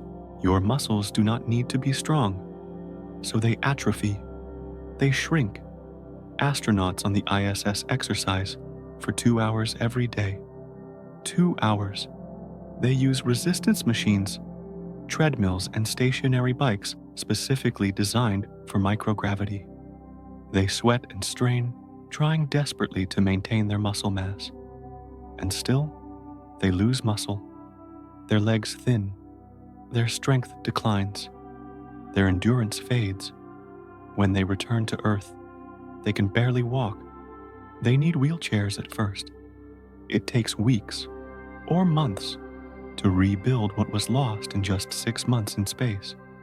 On Mars with 38% gravity, the muscle loss would likely be slower, but it would still happen. And unlike astronauts on the ISS, Mars colonists could not come home to recover. They would live their entire lives in weakened bodies, forever fragile compared to what they once were. And children born on Mars, they would never develop Earth-strength muscles in the first place. Their bodies would adapt to the lower gravity. They would be weaker from birth. And if they ever tried to visit Earth, the full force of 1 g might be too much for their bodies to handle. They might collapse under their own weight. The heart weakens too. Your heart is a muscle, and like all muscles, it adapts to the work it must do. On Earth, your heart pumps blood upward against gravity, pushing it from your legs to your brain. That takes effort. Your cardiovascular system is built for that effort. In microgravity, that effort disappears. The heart does not need to pump as hard, so it weakens, it becomes smaller, blood volume decreases because the body no longer needs as much. When astronauts return to Earth, many of them faint when they try to stand. Their hearts have forgotten how to fight gravity. Blood pools in their legs. Their brains do not get enough oxygen. They fall. On Mars, with reduced but not absent gravity, the heart would be in a strange middle state, not working as hard as on Earth, but not completely idle either. Would that be enough to maintain cardiovascular health, or would colonists still develop heart problems over time? We do not know. And then there is the brain. Fluid in your body normally pools in your legs due to gravity. But in microgravity, fluids shift upward toward your chest and head. Your face puffs up. Your sinuses feel congested, and pressure builds inside your skull. This increased intracranial pressure appears to cause vision problems. Many astronauts return from space with degraded eyesight.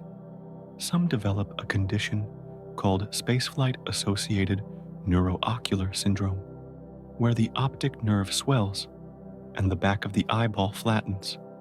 In some cases, the vision damage is permanent. The brain itself may also be affected.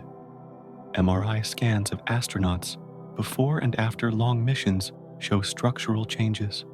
Some areas of the brain expand, others shrink. Gray matter density changes. White matter pathways shift. What does this mean? We are not entirely sure. Some astronauts report cognitive difficulties after returning from space memory problems, difficulty concentrating, slower reaction times. Are these effects temporary? Are they permanent? Do they get worse with longer exposure? Again, we do not know. The longest anyone has spent in space continuously is just over 14 months. That is nothing compared to a lifetime on Mars. Here is the truly frightening possibility. Humans born on Mars might never be able to come to Earth. Their bones would be too weak to support Earth's gravity. Their muscles would be too atrophied. Their hearts would not be strong enough to pump blood against 1G. They would be prisoners of Mars, biologically adapted to a world with weak gravity, unable to survive on the planet their ancestors came from. Imagine that. Children who grow up hearing stories of Earth, the blue skies, the oceans, the forests, the feeling of rain, but knowing they can never experience it because their bodies are too fragile, because Earth's gravity would crush them. Mars colonists would not be pioneers expanding humanity's reach. They would be exiles, cut off from their homeworld by the limits of their own biology. By now, perhaps you are starting to understand why I said humanity might never truly leave Earth. Not because we lack the technology, not because we lack the will, but because our bodies evolved over millions of years for one specific environment may simply not be able to survive anywhere else. We are children of Earth's gravity, and Earth's gravity might be the only gravity we can ever truly live in. Imagine your home loses electricity, not for an hour, not for a day, for 2 weeks straight. 2 weeks with no lights, no heating, no refrigeration, no water pumps, no internet, nothing. Outside, the temperature is negative 170 degrees Celsius, and no one is coming to fix it. No repair crew, no backup generator. You are alone. That is what a lunar colony would face every single month. Energy is the invisible foundation of everything.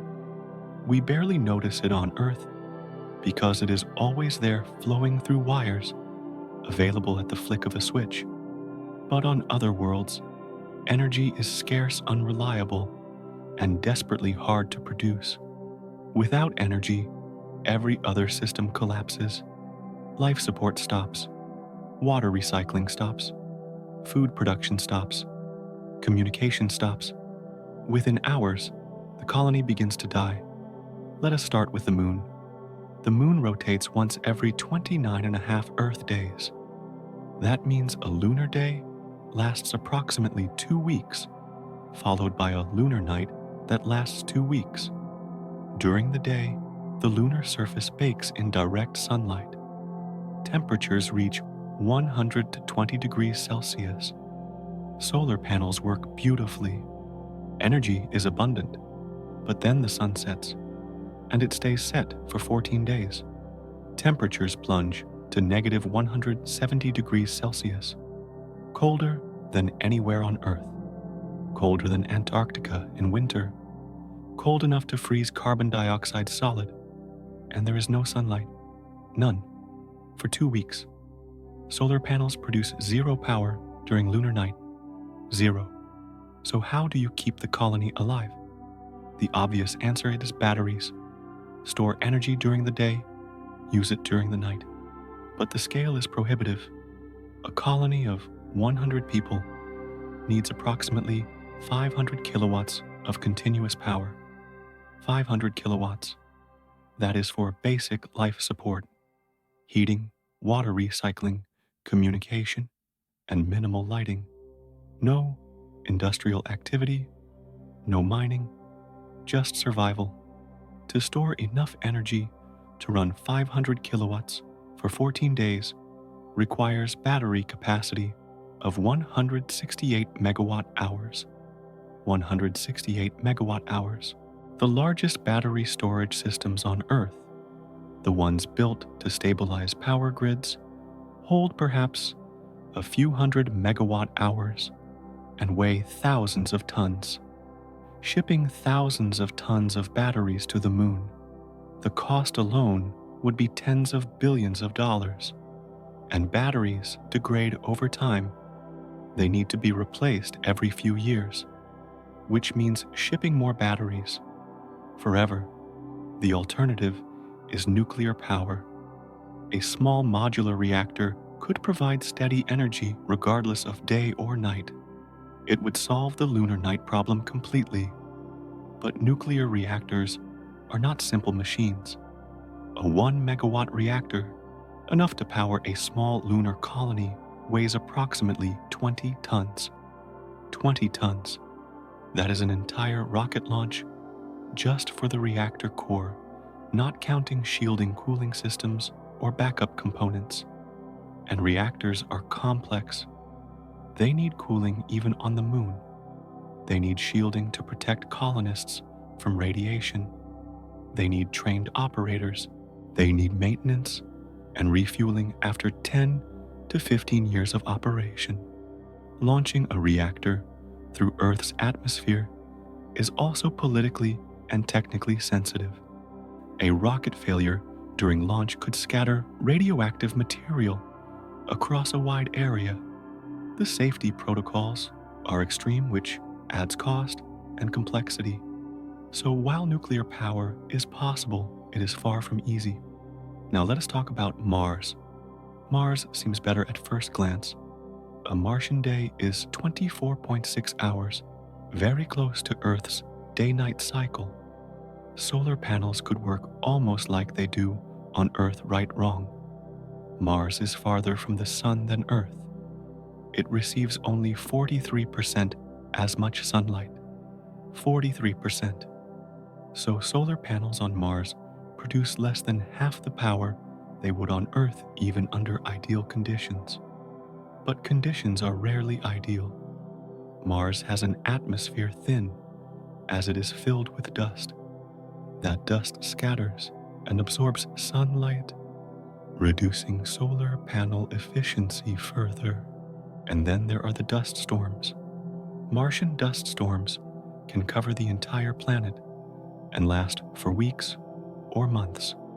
During a major dust storm, sunlight dims to a fraction of normal levels. Solar panels might produce only 10 or 20% of their usual output, or less.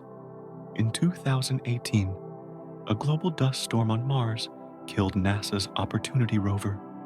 The rover's solar panels could not generate enough power. Its batteries drained. It went silent. It never woke up. Now, imagine that happening to a human colony. A dust storm blocks the sun. Power drops. Heating fails. Water recycling slows. Food production stops. And the storm lasts not for days, but for months. How do you survive?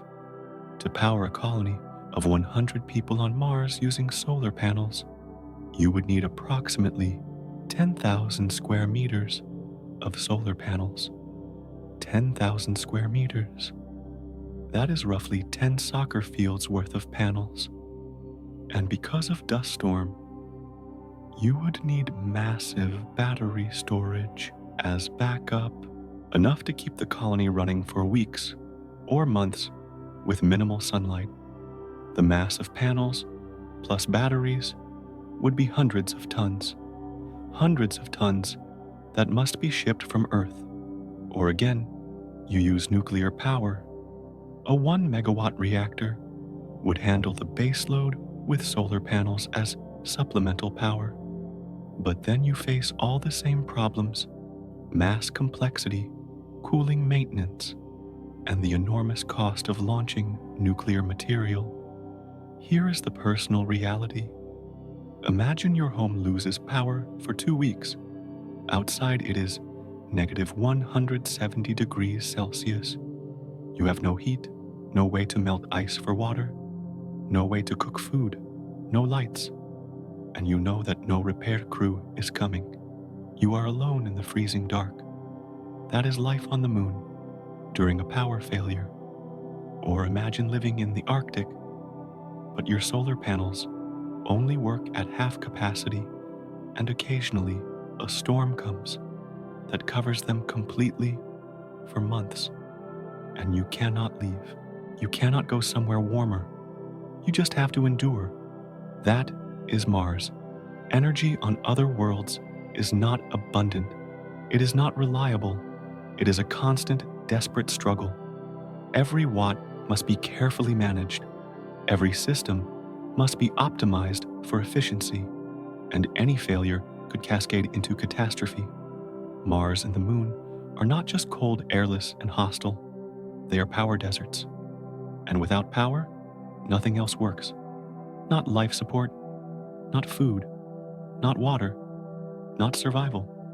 This is not a problem we can simply engineer away. It is a fundamental constraint imposed by distance from the sun, hostile environments, and the physics of energy generation. And it is one more invisible barrier standing between humanity and the dream of living among the stars. In the movie, the Martian Matt Damon's character grows potatoes on Mars. He uses Martian soil, adds some fertilizer from human wastewaters, it carefully, and within weeks he has a thriving potato farm. It is inspiring. It is hopeful. It makes Mars colonization look achievable. It is also almost completely wrong. The film left out one critical detail. Martian soil contains perchlorates. Perchlorates are toxic chemicals used on Earth to make rocket fuel and fireworks. They are poisonous to humans, and they are everywhere in Martian soil, at concentrations of about 0.5% by weight. If you tried to grow potatoes in real Martian soil and then ate them, the perchlorates would accumulate in your body. They would disrupt your thyroid function. They would interfere with iodine uptake. Over time, they would make you sick, possibly kill you. So the romantic image of farming on Mars, of turning red dust into fertile fields, runs immediately into a harsh chemical reality. Martian soil is poisonous, but the problem goes much deeper than perchlorates. Soil on Earth is not just dirt. It is a living ecosystem. Every handful of healthy soil contains billions of microorganisms. Bacteria, fungi, nematodes, protozoa. These organisms break down organic matter, release nutrients, fix nitrogen from the air, and create the conditions plants need to grow. Soil on Earth is the product of billions of years of biological activity. It is alive. Martian regolith is not soil. It is dust, sterile dead dust. It has no microorganisms, no organic matter, no biological activity whatsoever. It is closer to crushed rock than to soil. You cannot just plant seeds in Martian regolith and expect them to grow. They will not. The plants will starve for nutrients that do not exist. Lunar regolith is even worse. It contains sharp, jagged particles that damage plant roots. It has no water retention, and like Martian regolith, it is completely sterile. Scientists have conducted experiments trying to grow plants in simulated Martian and lunar soil. The results are not encouraging. Plants can grow technically, but their growth is stunted about 50% slower than in Earth soil. The plants are weaker, produce less yield, and tend to accumulate toxins. Even when researchers added fertilizers and carefully controlled conditions, the results were mediocre at best. And these were laboratory experiments on Earth with perfect temperature control, ideal lighting, and constant human supervision. On Mars or the Moon, conditions would be far harsher. So, if you cannot grow food in the native regolith, what do? The answer is hydroponics or aeroponics, growing plants without soil, using nutrient-rich water or mist. This works. The International Space Station has successfully grown lettuce, radishes, and peppers using hydroponic systems. But scale is the problem. To feed 10 people with a varied, nutritionally complete diet, you need approximately 1,000 square meters of growing space. 1,000 square meters. That is about 1/4 of a soccer field for just 10 people. And that growing space needs artificial lighting because sunlight on Mars is weak and filtered through dust. Lighting requires enormous amounts of power, hundreds of kilowatts continuously. Remember the energy problem we just discussed? A significant portion of a colony's power budget would go just to growing food. You also need water. Plants consume water constantly through transpiration. Even with recycling systems that capture and condense moisture, you still lose water to evaporation and absorption. 1,000 square meter greenhouse might need several tons of water per year just to compensate for losses. And you need nutrients: nitrogen, phosphorus, potassium, calcium, magnesium, and a dozen trace elements. On Earth, these come from soil and fertilizers. On Mars, they must be imported from Earth or synthesized from Martian materials through energy-intensive chemical processes. The cost of building a 1,000 square meter pressurized greenhouse on Mars, approximately $500 million to $1 billion. $500 million to $1 billion for a structure that feeds 10 people with basic vegetables. To feed 100 people, you would need 10 such greenhouses, $5 to $10 billion in infrastructure, and that does not include the cost of shipping the construction materials, the water, the nutrients, the seeds, the lighting systems, or the backup equipment. For that price, you could ship freeze-dried food from Earth for decades, probably centuries. Here is the realistic scenario. For a Mars colony, 90% of their food would be packaged supplies from Earth. Freeze-dried meals, nutrient bars, calorie-dense, long-lasting, and deeply boring. The remaining 10% might be fresh vegetables, grown in small hydroponic systems, lettuce, tomatoes, herbs, enough to provide some variety and psychological comfort, but nowhere near enough to sustain the colony. The colonists would eat the same bland processed food day after day, year after year. Breakfast, nutrient bar, and powdered eggs. Lunch, freeze-dried pasta. dinner, rehydrated stew. Repeat, forever. And if you think that sounds tolerable, ask yourself, could you eat the same 10 meals for 10 years? Could you live without fresh fruit, without bread, without cheese or chocolate or coffee? That does not taste like recycled dust. The psychological toll would be enormous. Food is not just fuel. It is culture. It is comfort. It is one of the few pleasures available in a harsh, confined environment. Take that away, and morale collapses. And then there is the nightmare scenario, crop failure. On Earth, if one farm fails, food comes from elsewhere. If a drought hits one region, other regions compensate. There are buffer stocks, grain reserves, global trade networks. On Mars, there is none of that. If the hydroponic system fails, if a disease spreads through the plants, if the lighting system breaks, and you cannot fix it quickly, the crops die. And there is no backup, no grocery store, no emergency shipment arriving tomorrow. You have whatever packaged food remains in storage. And when that runs out, you starve. A single point of failure, a broken pump, a contaminated water supply, a software glitch in the environmental controls could wipe out months of food production. And with supply ships arriving only once every 26 months, there is no margin for error. People often imagine Mars colonies as self-sufficient farms, pioneers, tilling alien soil and living off the land.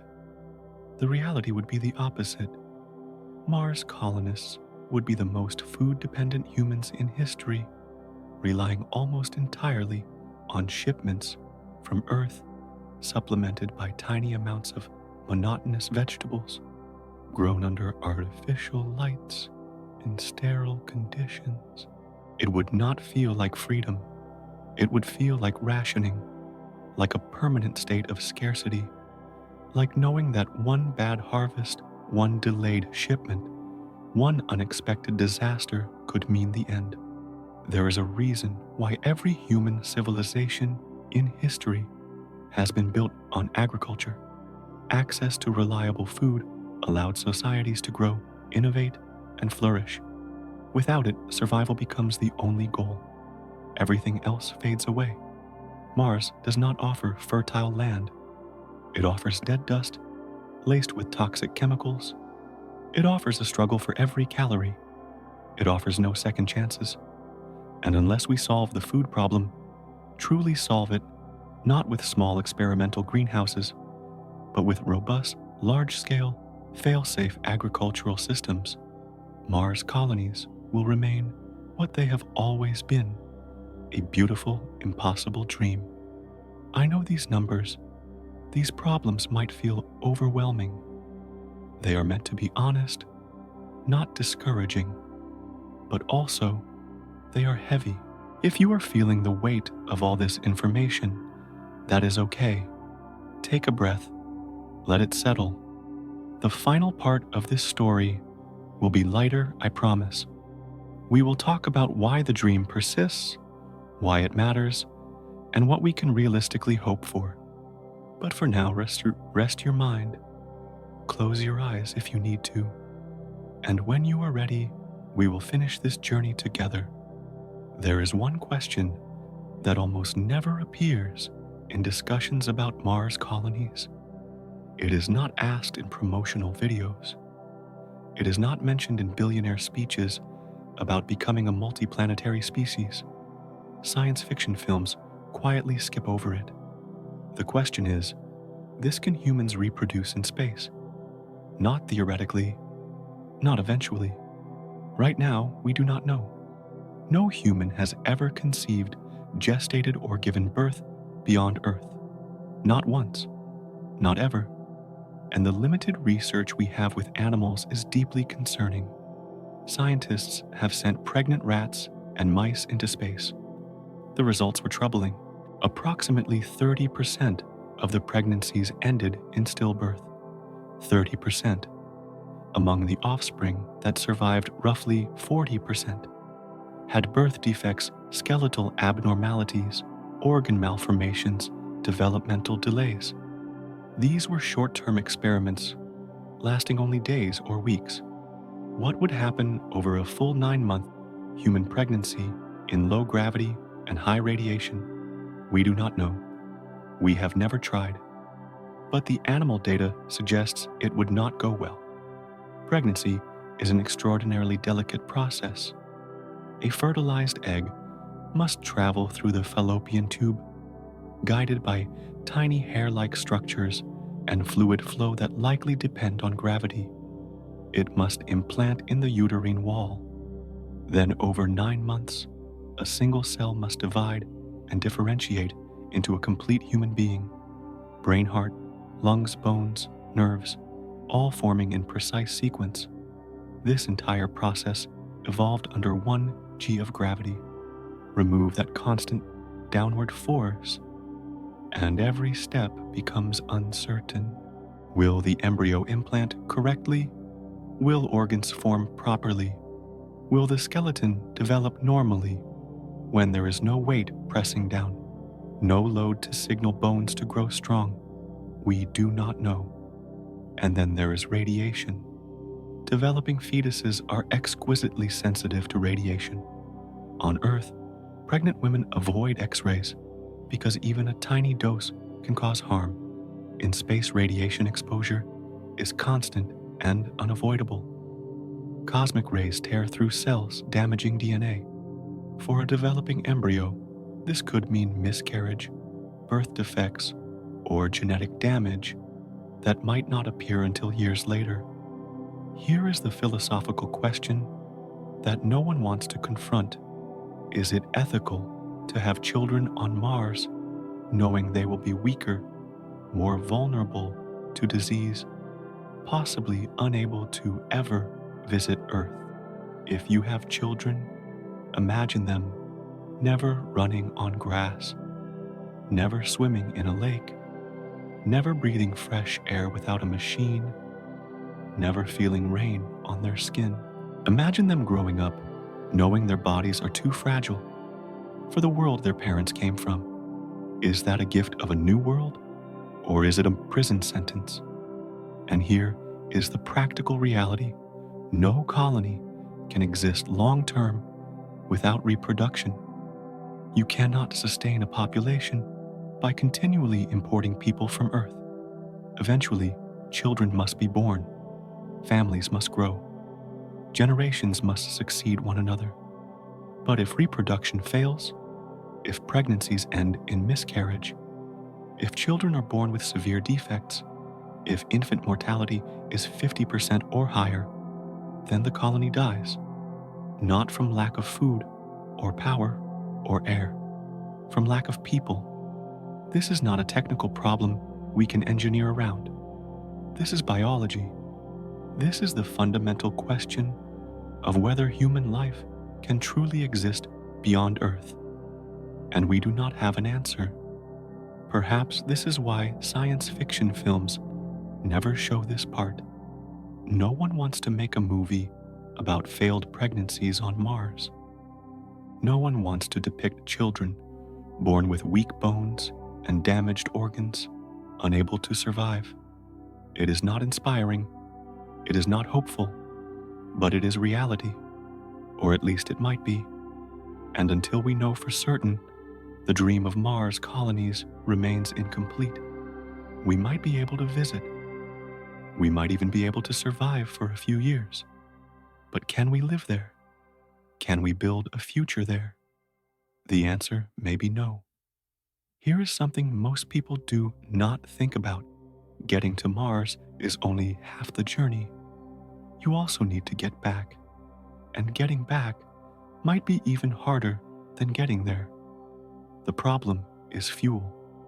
The rocket that takes you home from Mars must carry enough propellant to lift off from the Martian surface, escape Mars's gravity, and travel back to Earth. That is a lot of fuel. And where does that fuel come from? You have two options. Either you bring it with you from Earth, or you make it on Mars. Bringing it from Earth is absurdly expensive. SpaceX's Starship, for example, would need approximately 1,200 tons of propellant to return from Mars. 1,200 tons. If you had to launch all of that from Earth, it would require multiple tanker flights just to deliver the fuel. The cost would be in the billions of dollars per person. So, the plan is to make fuel on Mars. In theory, this is possible. Mars has an atmosphere composed mostly of carbon dioxide. Using a chemical process called the Sabatier reaction, you can combine carbon dioxide with hydrogen to produce methane and oxygen, both of which can be used as rocket fuel.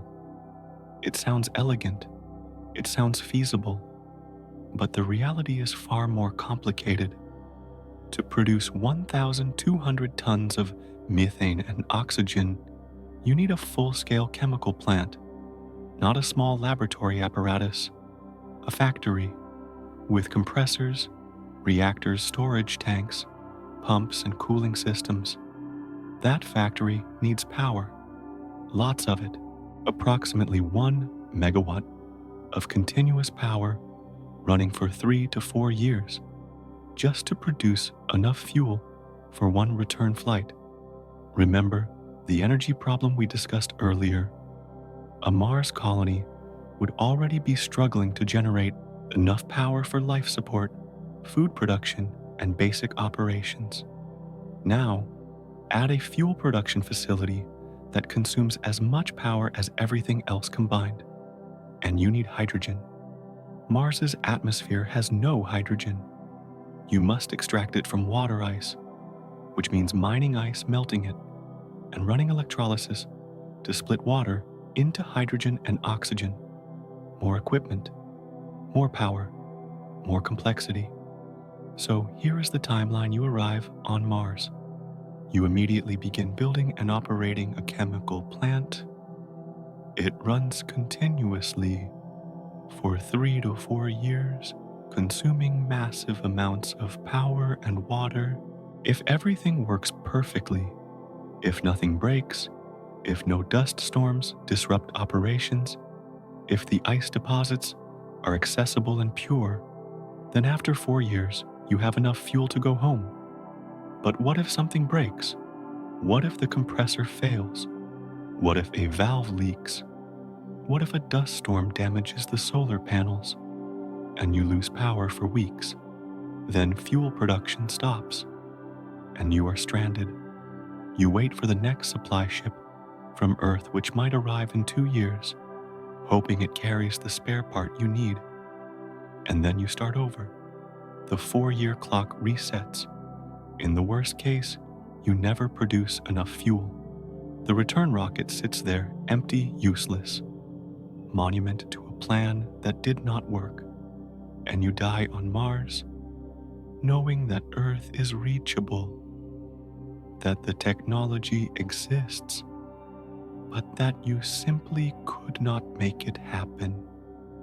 It is like going on vacation, but throwing away your return plane ticket at the airport, and then praying that 10 years from now someone will build a bus route back home. Maybe they will. Maybe they will not. You have no control. You are committed.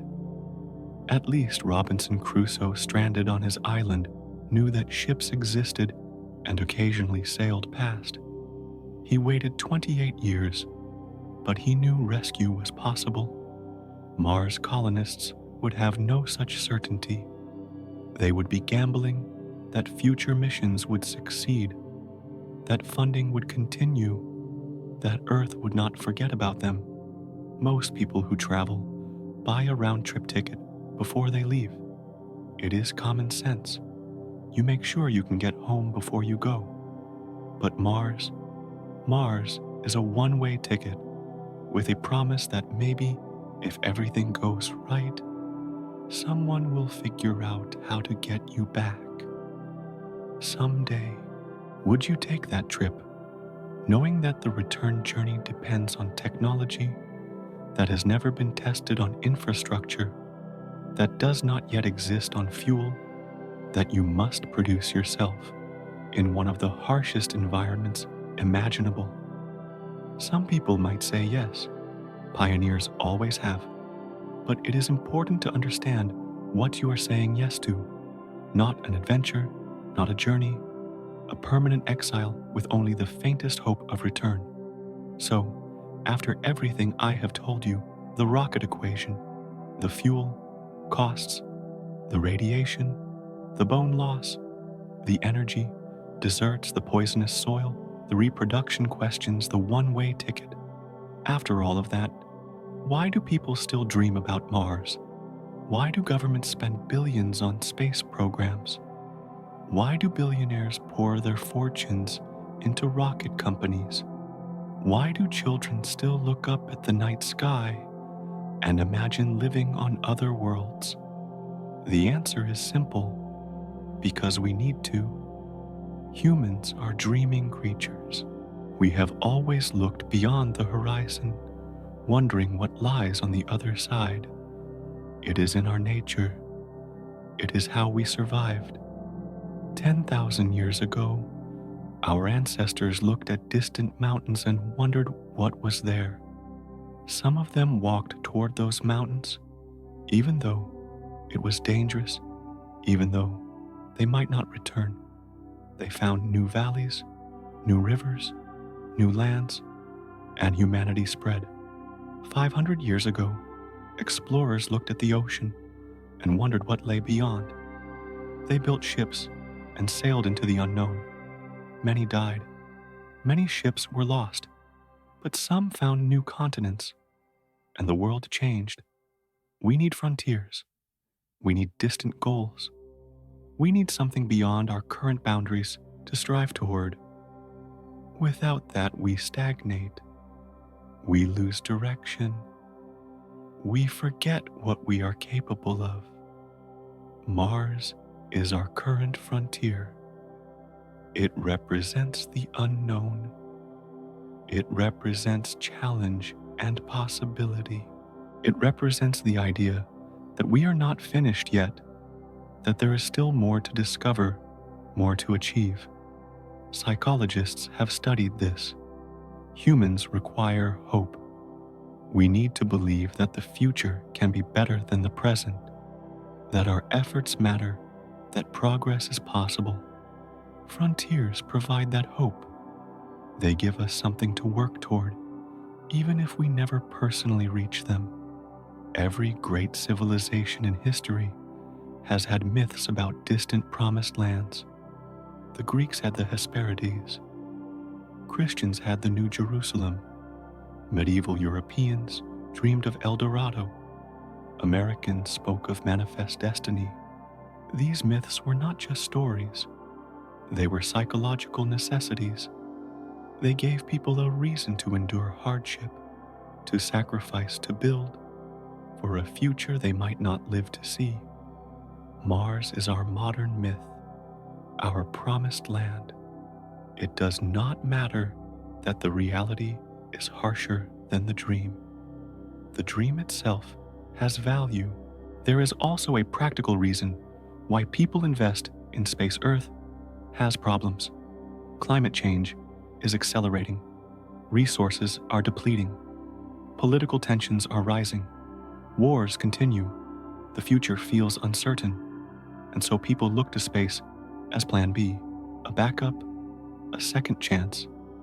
If Earth becomes uninhabitable, the thinking goes, we need somewhere else to go. Mars could be that somewhere. This is honestly wishful thinking. As I have tried to show, Mars is far more hostile than Earth could ever become. Even a post-nuclear war, climate-devastated Earth would still be easier to live on than Mars. Earth would still have breathable air, drinkable water, and survivable temperatures. Mars has none of those things and never will. But the emotional appeal is powerful. The idea that we are not trapped, that we have options, that humanity's survival does not depend entirely on fixing Earth. That idea is comforting, even if it is not realistic. And then there is marketing. Space agencies and private companies sell the dream because the dream attracts funding. Governments approve budgets. Investors write checks. The public stays interested. No one wants to fund a mission with the tagline, "We will spend $100 billion to send 12 people to Mars, where they will live in underground bunkers, eat freeze-dried food, slowly lose bone mass, and probably die of cancer." That is the truth, but it does not inspire. So instead, the marketing says, humanity's next great adventure, a giant leap, the first step toward becoming a multiplanetary species.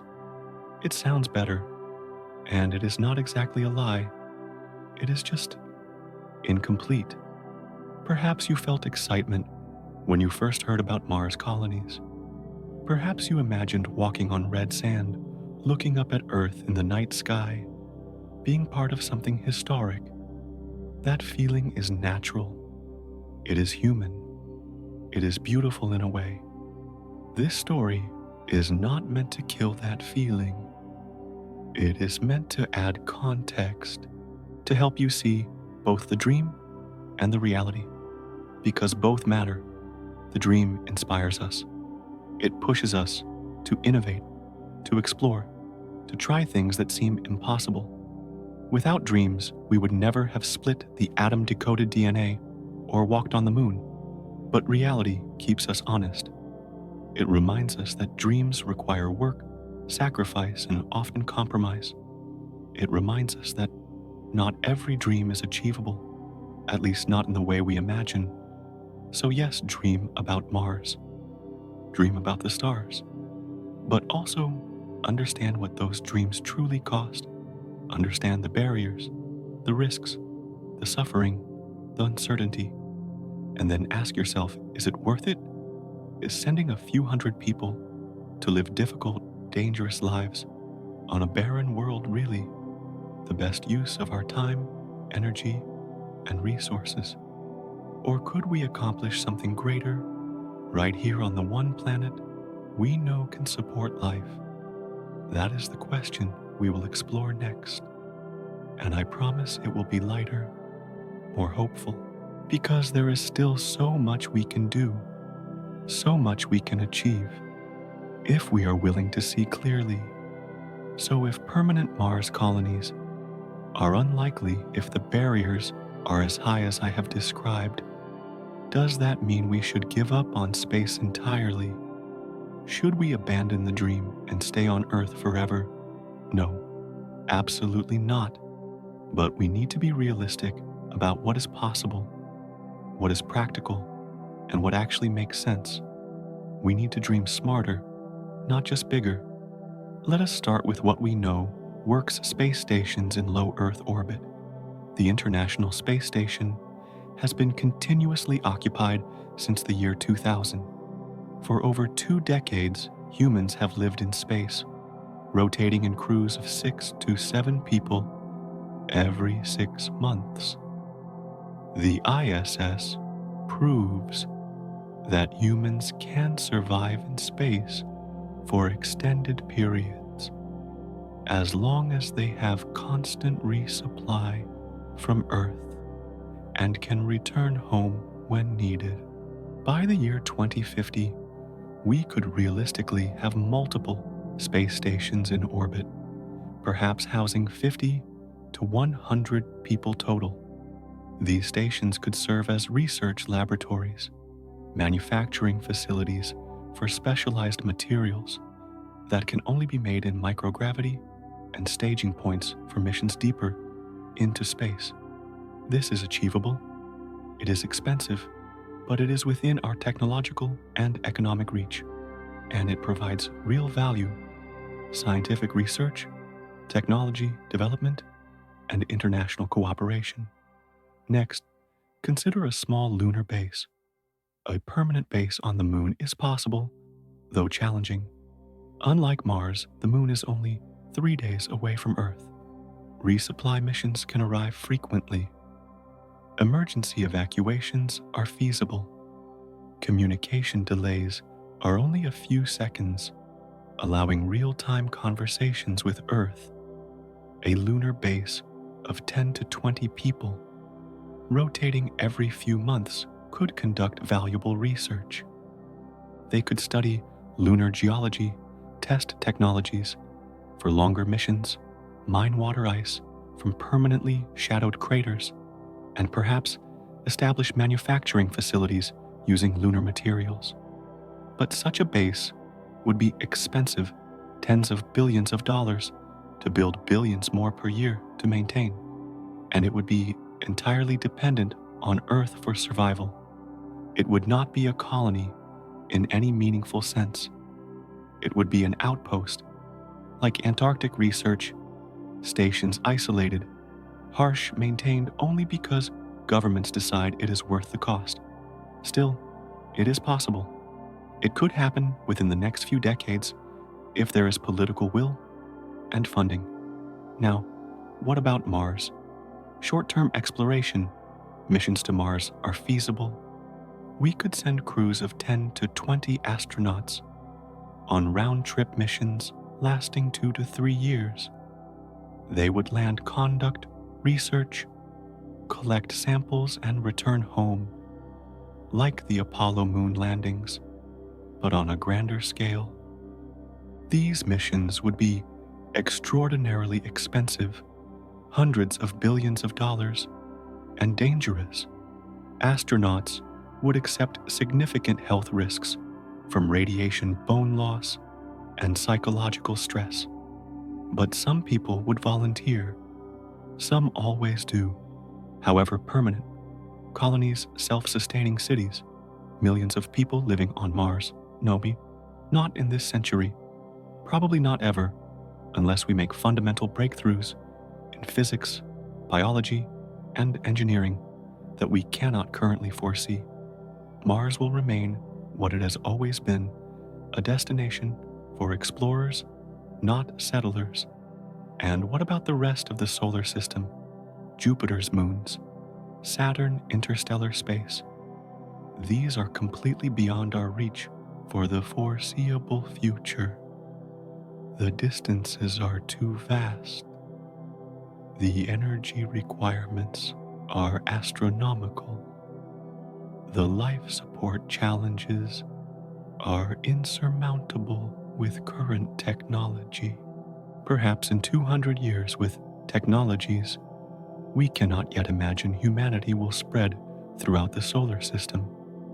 Perhaps. But anyone alive today will not see it. Neither will your children, nor your grandchildren. So here is the realistic vision for humanity's presence in space by the year 2050. A few space stations in low Earth orbit housing 50 to 100 people total. A small lunar base, perhaps 10 to 20 people, rotating in and out.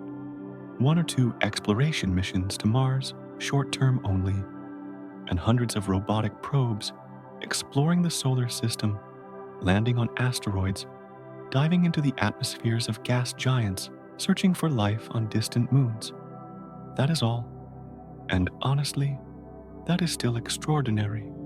That is still far beyond what anyone dreamed of a century ago. But here is what might matter even more: the things we can do with space technology that do not require humans to leave Earth. Satellites, thousands of them, providing global internet access, monitoring climate change, tracking deforestation, predicting weather, enabling GPS navigation, connecting remote communities. Space telescopes, peering deeper into the universe, discovering exoplanets, studying the origins of galaxies, searching for signs of life beyond Earth. Robotic explorers, rovers on Mars, landers on asteroids, submarines in the oceans of Europa, drones in the skies of Titan. These machines can go places humans never could survive. conditions humans never would, and send back knowledge that expands our understanding of existence. This is meaningful work. This changes lives. This helps humanity. You do not need to dream of being a Martian farmer.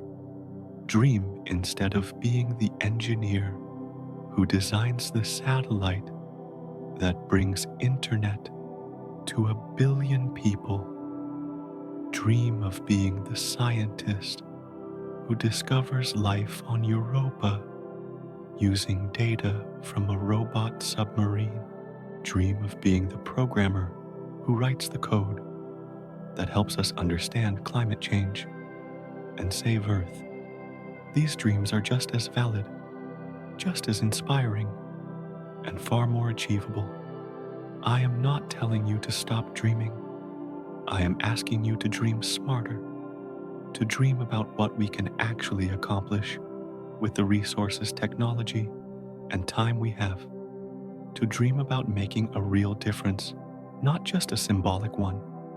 Because the truth is, sending 12 people to die slowly on Mars does not save humanity, but building a sustainable civilization on Earth might. Now let me tell you about a planet. This planet has an atmosphere you can breathe without a machine. It has liquid water covering 70% of its surface. It has a magnetic field that shields you from deadly radiation. It has a temperature range that, while variable, remains mostly within the bounds of human tolerance. It has soil rich with life, capable of growing food. It has gravity perfectly calibrated to keep your bones strong and your heart healthy. This planet is the result of 4 billion years of evolution of countless chemical and biological processes, fine-tuning an environment until it became not just habitable, but welcoming, comfortable, beautiful.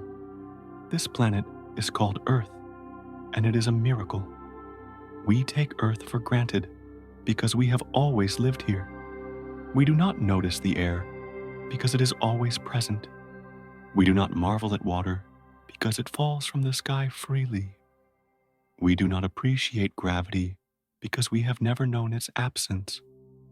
But step outside Earth's protective envelope, venture into the hostile void of space, and you immediately understand how extraordinary this planet truly is. Mars has no breathable air, no liquid water on the surface, no magnetic field, radiation that will slowly kill you, gravity too weak to maintain your health, soil laced with poison, temperatures that swing from freezing to slightly less freezing. Earth has everything. Mars has nothing. And yet we dream of leaving the former to colonize the latter. Let us talk about cost. Establishing a colony of 100 people on Mars would cost conservatively $100 to $500 billion. And that is just to get it started. Maintaining it would cost billions more every year, forever. $100 to $500 billion. With that money, you could end world hunger for 10 years. You could provide clean water to every person on Earth. You could transition an entire continent to renewable energy. You could fund education, healthcare infrastructure for billions of people. Or you could send 100 people to live in underground bunkers on a dead planet, eating freeze-dried food, struggling to survive, contributing nothing to the rest of humanity. Which is the better use of resources? I understand the appeal of Mars. It represents adventure, exploration, the idea that humanity can overcome any obstacle, go anywhere, do anything. That is powerful, that is inspiring. But there is another idea, just as powerful, the idea of fixing what we have, of protecting the one place in the universe that we know for certain can support life, of making Earth not just habitable, but thriving. We do not need a plan B if we take care of plan A. Look out your window right now. If you are lucky, you will see a blue sky. Perhaps clouds drifting lazily across it. Perhaps the sun breaking through warm and golden. You hear birds singing. You feel a breeze on your skin. You breathe air without thinking about it. All of this is free. All of this is given to you simply by being on Earth. You do not need machines to provide it. You do not need $100 billion of infrastructure. You do not need constant resupply from another planet. It is just there, naturally, abundantly, miraculously. This is what we stand to lose if we do not protect it.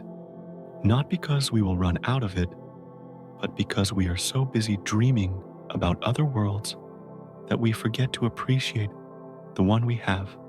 Here is the uncomfortable truth. Mars is like the worst restaurant in the universe. No air, no water, no food, deadly radiation, poisonous soil, freezing temperatures, and the price billions of dollars per person for a meal you will never enjoy in a place you can never leave. Meanwhile, Earth is offering you a feast, free of charge, every single day.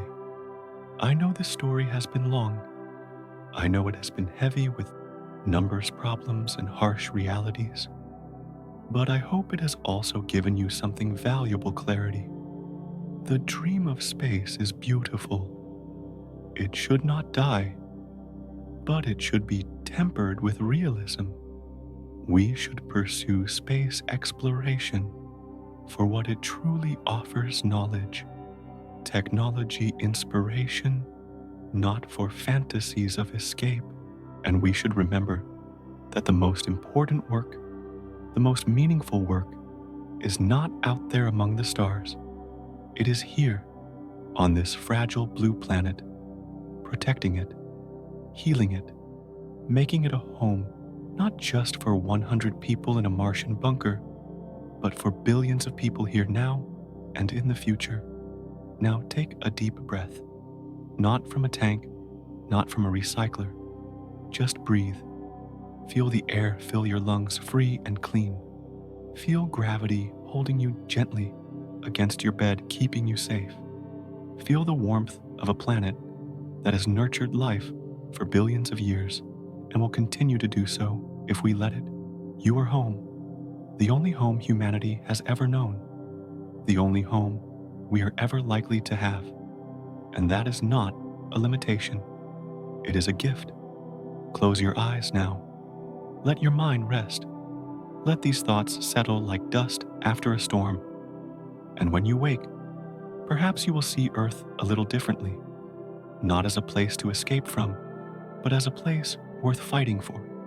Sleep well, dream if you must. But when you wake, remember where you are. Remember how lucky you are. And maybe decided to stay. Good night.